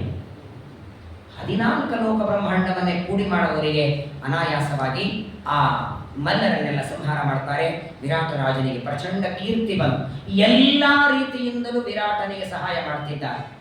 ಯಾವುದೇ ದುಷ್ಟರ ಆಕ್ರಮಣ ಆಗದೇ ಇರೋ ಹಾಗೆ, ನಾನಾ ರೀತಿಯಾದ ಉಪದ್ರವಗಳು ರಾಜ್ಯಕ್ಕೆ ಬರದೇ ಇರೋ ಹಾಗೆ ಮಾಡ್ತಾ ಭೀಮಸೇನ ದೇವರು ಒಟ್ಟಾರೆ ಶ್ರೀಕೃಷ್ಣ ಪರಮಾತ್ಮನ ಅನುಗ್ರಹದಿಂದ ಅನಾಯಾಸವಾಗಿ 1 ವರ್ಷದ ಅಜ್ಞಾತವಾಸದಲ್ಲಿ 10 ತಿಂಗಳು ನಿರಾತಂಕ ಕಳೆದರು. ಯಾವ ತೊಂದರೆ ಇಲ್ಲ. ಪ್ರತಿನಿತ್ಯದಲ್ಲಿ ತಮಗೆ ಬೇಕಾದ ಅಡಿಗೆ ಮಾಡಬೇಕು, ಬಡಿಸಬೇಕು, ಊಟ ಮಾಡಬೇಕು, ಧರ್ಮರಾಜ ಎಲ್ಲ ಸೇವೆಗೆ ರಾಜನ ಕೆಲಸ ಮಾಡಬೇಕು. ಯಾವ ಚಿಂತೆನೂ ಇಲ್ಲದೆ 10 ತಿಂಗಳು ಅನಾಯಾಸ ಕಳೆದಿದ್ದಾರೆ. ಕೊನೆಯದಾದ 2 ತಿಂಗಳು, 1 ವರ್ಷದ ಅಜ್ಞಾತವಾಸಕ್ಕೆ ಕೊನೆ 2 ತಿಂಗಳಿದೆ. ಆ ಸಂದರ್ಭದಲ್ಲಿ ವಿರಾಟ ನಗರಕ್ಕೆ ಕೀಚಕ ಬಂದ. ಸುದೇಷ್ಣೆಯ ತಮ್ಮ ಕೀಚಕ ಬೇರೆ ಯಾರಲ್ಲ, ಇಡೀ ವಿರಾಟ ನಗರ ನೋಡ್ಕೊಳ್ತಿದ್ದ. ಕಾರಣಾಂತರದಿಂದ ಬೇರೆ ಊರಿಗೆ ಹೋಗಿದ್ದ. ಹಾಗಾಗಿ ಪಾಂಡವರು ಅಜ್ಞಾತವಾಸಕ್ಕೆ ಸೇರ್ಕೊಳ್ಳುವಾಗ ಕೀಚಕ ಇರಲಿಲ್ಲ. 10 ತಿಂಗಳ ನಿರಾತಂಕ ನಡೀತು. 10 ತಿಂಗಳಾದ ಮೇಲೆ ಕೀಚಕ ಬಂದ. ಯಾಕಂತ ಕೇಳಿ, ಕೀಚಕ ಬಂದು ದ್ರೌಪದಿಯ ಪೀಡೆ ಕೊಟ್ಟು ಅವನ ವಧ ಆಗೋ ಹೊತ್ತಿಗೆ ಆ 2 ತಿಂಗಳ ಮುಗಿದು ಅಜ್ಞಾತವಾಸ ಮುಗಿದು ಹೋಗಿತ್ತು. ಅಕಸ್ಮಾತ್ತಾಗಿ ಇವರು ಅಜ್ಞಾತವಾಸಕ್ಕೆ ಸೇರ್ಕೊಂಡಾಗಲೇ ಕೀಚಕನ ಭೇಟಿಯಾಗಿ 1-2 ತಿಂಗಳಲ್ಲೇ ಕೀಚಕ ಸತ್ತು ಹೋಗಿದ್ದ ಅಂದ್ರೆ, ಕೀಚಕ ಸತ್ತ ಅಂದ್ರೆ ಅನಾಯಾಸವಾಗಿ ಕೌರವರಿಗೆ ಗೊತ್ತಾಗಿರೋದು ಪಾಂಡವರು ವಿರಾಟ್ ನಗರಲ್ಲಿದ್ದಾರೆ. ಯಾಕಂದ್ರೆ ಕೀಚಕನನ್ನ ಸಾಯಿಸುವ ಸಾಮರ್ಥ್ಯ ಭೀಮನಿಗೆ ಮಾತ್ರ. ನೋಡಿ, ಆ ಕಾಲದಲ್ಲಿ ಬಲಿಷ್ಠರು ಅಂದ್ರೆ 4 ಜನ ಇದ್ದಾರೆ. ಬೆರಳಿಕೆಯಿಂದ ಹೇಳ್ತಾನೆ, ಭೀಮಶ್ಚ ಬಲಭದ್ರಶ್ಚ ಮದ್ರ ರಾಜಶ್ಚ ವೀರ್ಯವಾನ್ ಚತುರ್ಥ ಕೀಚಕಶ್ಚೈವ ಪಂಚಮೋ ನಾನು ಶುಶ್ರುಮ. ಮೊದಲನೇದು ಭೀಮಸೇನ, 2ನೇದ್ದು ಬಲರಾಮದೇವರು, 3ನೇದ್ದು ಶಲ್ಯ ಮದ್ರರಾಜ, 4ನೇದ್ದು ಕೀಚಕ, 5ನೇಯವರು ಬಲಿಷ್ಠರೇ ಇಲ್ಲ. ಬಲರಾಮ ದ್ವಾರಕೆಯಲ್ಲಿದ್ದಾನೆ, ಶಲ್ಯ ಮದ್ರದೇಶದಲ್ಲಿದ್ದಾನೆ, ಕೀಚಕ ಸತ್ತಿದ್ದಾನೆ. ಅಂದ್ರೆ ಕೊಂದವರು ಯಾರು? ಸಹಜ ಗೊತ್ತಾಗಿ ಬಿಡುತ್ತದೆ. ಹಾಗಾಗಿ ಪ್ರಾರಂಭದಲ್ಲಿ ಕೀಚಕ ಇರಲಿಲ್ಲ. 10ನೇ ತಿಂಗಳಿಗೆ ಕೀಚಕ ಬಂದ. ಕೀಚಕ ಬಂದು ಮೊದಲು ಅಕ್ಕನಿಗೆ ಭೇಟಿಯಾಗೋದಕ್ಕೆ ಬರ್ತಾನೆ. ಅವನ ದೃಷ್ಟಿ ಬಿತ್ತು ದ್ರೌಪದಿಯ ಮೇಲೆ. ದ್ರೌಪದಿಯ ಮೇಲೆ ಕಾಮ ದೃಷ್ಟಿಯನ್ನ ಹಾಕ್ತಾನೆ. ಮೊದಲು ದ್ರೌಪದಿಯನ್ನ ಮಾತಾಡಿಸ್ಲಿಕ್ಕೆ ಹೋದ. ವಾಸ್ತವಿಕವಾಗಿ ಪತಿವ್ರತ ಸ್ತ್ರೀಯರು ಪರಪುರುಷರ ಜೊತೆ ಮಾತಾಡಲ್ಲ. ರಾಮಾಯಣದಲ್ಲಿ ಕೇಳಿರಿ, ರಾವಣ ಪದೇ ಪದೇ ಬಂದು ಸೀತಾದೇವಿಯನ್ನ ಮಾತಾಡಿಸುವಾಗ ಸೀತೆ ಅಕಸ್ಮಾತ್ ಮಾತಾಡಿದ್ರು. ಹೇಗೆ ಮಾತಾಡ್ತಿದ್ದು? ರಾವಣನ ಮುಖ ನೋಡಿ ಅಲ್ಲ, ಮಧ್ಯದಲ್ಲಿ ಒಂದು ಹುಲ್ಲಿನ ಕಡ್ಡಿ ಇಟ್ಟು ಅದನ್ನ ನೋಡ್ತಾ ಮಾತಾಡ್ತಿದ್ದ. ವಿಶೇಷವಾಗಿ ಕೀಚಕನಿಗೆ ಮೊದಲನೇದು, ಕೀಚಕನ ಹತ್ರ ಇವನಿಗೆ ಕೆಲಸವೇ ಇಲ್ಲ. ಆದರೆ ದ್ರೌಪದಿಯನ್ನ ನೋಡಿದ ಮರುಕ್ಷಣದಲ್ಲಿ ದುಷ್ಟವಾದ ಕಾಮಭಾವನೆಯಿಂದ ಅವಳನ್ನು ವಿವಾಹ ಮಾಡಿಕೊಳ್ಳುವಂತಹ ಒಂದು ಬುದ್ಧಿ ಬಂತು. ಈ ಕೀಚಕನ ಒಂದು ವಿಚಾರವನ್ನ ನಾಳೆ ದಿವಸ ತಿಳಿಯೋಣ. ಸಾಮಾನ್ಯವಾಗಿ ದೈತ್ಯರೆಲ್ಲ ಒಳ್ಳೆ ದಿನ ಸಾಯಲ್ಲ. ಏಕಾದಶಿ ಹಾಕೊಳ್ಳೋಣ ಕೀಚಕನಿಗೆ ಏಕಾದಶಿ ಸಂಹಾರ ಮಾಡಿ ಸದ್ಗತಿ ನಾಳೆ ಕಳಿಸ್ಬಿಟ್ರೆ, ಹಾಗಾಗಿ ದ್ವಾದಶಿ ಪಾಲನೆ ಮಾಡಿದ ಮೇಲೆ ಕೀಚಕನ ಸಂಹಾರ. ಆದರೆ ಮೊದಲನೇದು, ಈ ಕೀಚಕ ಯಾರು? ಇವ ಹುಟ್ಟಿದ್ದು ಯಾರಿಂದ? ಇವನಿಗೆ ಈ ದುಷ್ಟ ಬುದ್ಧಿಯನ್ನು ಮೊದಲಿನಿಂದ ಬಂದಿತ್ತು, ಈಗೀಗ ಬಂದಿತ್ತು. ಏನೇನು ಮಾಡಿದ? ಕೀಚಕನನ್ನ ಕೊಲ್ಲೋ ಮಟ್ಟಿಗೆ ಭೀಮಸೇನ ದೇವರಿಗೆ ಕೋಪ ಬರಬೇಕಾದ್ರೆ ಏನು ಮಾಡಿದ್ದ ಇವನು? ಬಹಳ ಸುಂದರವಾಗಿ ಆಚಾರ್ಯ ಹೇಳ್ತಾರೆ. ಯಾಕಂದ್ರೆ ನೋಡಿ, ವಾಸ್ತವಿಕವಾಗಿ ಭೀಮಸೇನ ದೇವರ ಅವತಾರ ಮಾಡಿದ್ದೇ ದುಷ್ಟರ ಸಂಹಾರಕ್ಕೆ, ಅದರಲ್ಲಿ ಎರಡನೇ ಮಾತಿಲ್ಲ.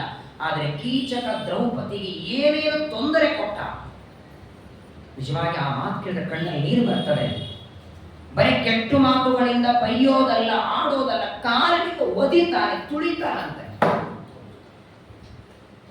ಓಡಿ ಹೋಗ್ತಿದ್ರೆ ದ್ರೌಪದಿ ಸೀರೆ ಹಿಡಿದು ಎಳಿತಾನೆ, ಜಾರಿ ಕೆಳಗೆ ಬಿದ್ದರೆ ತುಳಿತಾನೆ ಕಾಲಿನಿಂದ. ಆಗಲೇ ಕೋಪ ಬಂದದ್ದು ಭೀಮಸೇನ ದೇವರಿಗೆ ಅವರನ್ನು ಕೊಲ್ಲಬೇಕು ಅಂತ. ಅಂತಹ ಕೀಚಕನ ವಧ ಹಾಗೂ ಕೀಚಕನ ನಾಳೆ ದಿವಸ ಕೀಚಕನ ವಿಷಯಗಳೆಲ್ಲ ತಿಳಿಯೋಣ.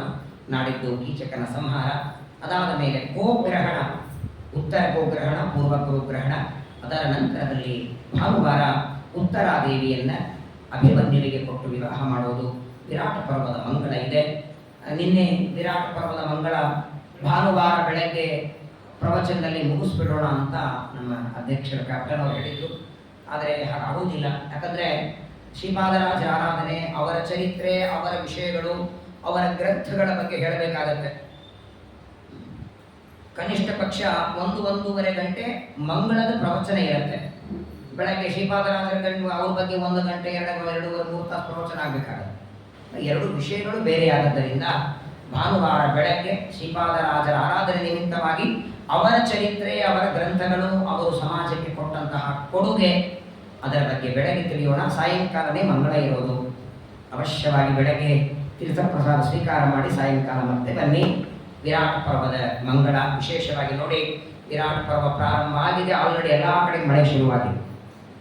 ಪ್ರಚಂಡವಾದ ಮಳೆಯಾಗ್ತಿದೆ, ಸುಭಿಕ್ಷೆ ಬೀಳ್ತಿದೆ. ಒಂದು ಸತ್ಯ, ನಾವು ಯಾವುದೇ ಸಂಕಲ್ಪದಿಂದ ಮಾಡಲಿ ದೇವರು ತಾನು ಕೊಡೋದನ್ನು ಕೊಡ್ತಾನೆ. ನಾನು ಪ್ರಾರಂಭ ದಿನ ಹೇಳಿದೆ, ಕೇವಲ ಮಳೆಗಾಗಿ ವಿರಾಟ ಪರ್ವ ಅಲ್ಲ. ಕೇವಲ ಮಳೆಗಾಗಿ ಅಲ್ಲ, ನಮ್ಮ ಸನಾತನ ಧರ್ಮ ಉಳಿಬೇಕು, ಸನಾತನ ಧರ್ಮದ ಅನುಷ್ಠಾನ ನಡಿಬೇಕು, ನಾವೆಲ್ಲರೂ ಸುರಕ್ಷಿತವಾಗಿ ಇದ್ದು ನಮ್ಮ ನಮ್ಮ ಧರ್ಮ ಕರ್ಮ ನಡಿಬೇಕು ಅಂದರೆ ಅದಕ್ಕೆಲ್ಲ ದೇವರ ಅನುಗ್ರಹ ಬೇಕು, ಪಾಂಡವರ ಅನುಗ್ರಹ ಬೇಕು. ಅದಕ್ಕಾಗಿ ವಿರಾಟ ಪರ್ವದ ಶ್ರವಣ. ನಾಳೆಗೆ ಏಕಾದಶಿಯ ಪರ್ವಕಾಲ. ಕೀಚಕನ ಬಗ್ಗೆ, ಅವನ ದುಷ್ಟತನ, ಅವನ ಕ್ರೌರ್ಯ, ಏನೇನು ದ್ರೌಪದಿಗೆ ತೊಂದರೆಯನ್ನು ಕೊಟ್ಟ ಅದನ್ನೆಲ್ಲ ನಾಳೆ ದಿನ ತಿಳಿದು ಶುಕ್ರವಾರ ಅವನ ಸಂಹಾರವನ್ನು ಮಾಡೋಣ. ಶ್ರೀಕೃಷ್ಣಾರ್ಪಣಮಸ್ತು. ಅಕ್ಷರ ಪದಪೃಷ್ಟಂ ಆತ್ರಾಂ ದೀನಂಚ ಯದ್ಭವೆ ತತ್ಸರ್ವಂ ಕ್ಷಮ್ಯತಾಂ ದೇವ ಅಸೀನ ಪುರುಷೋ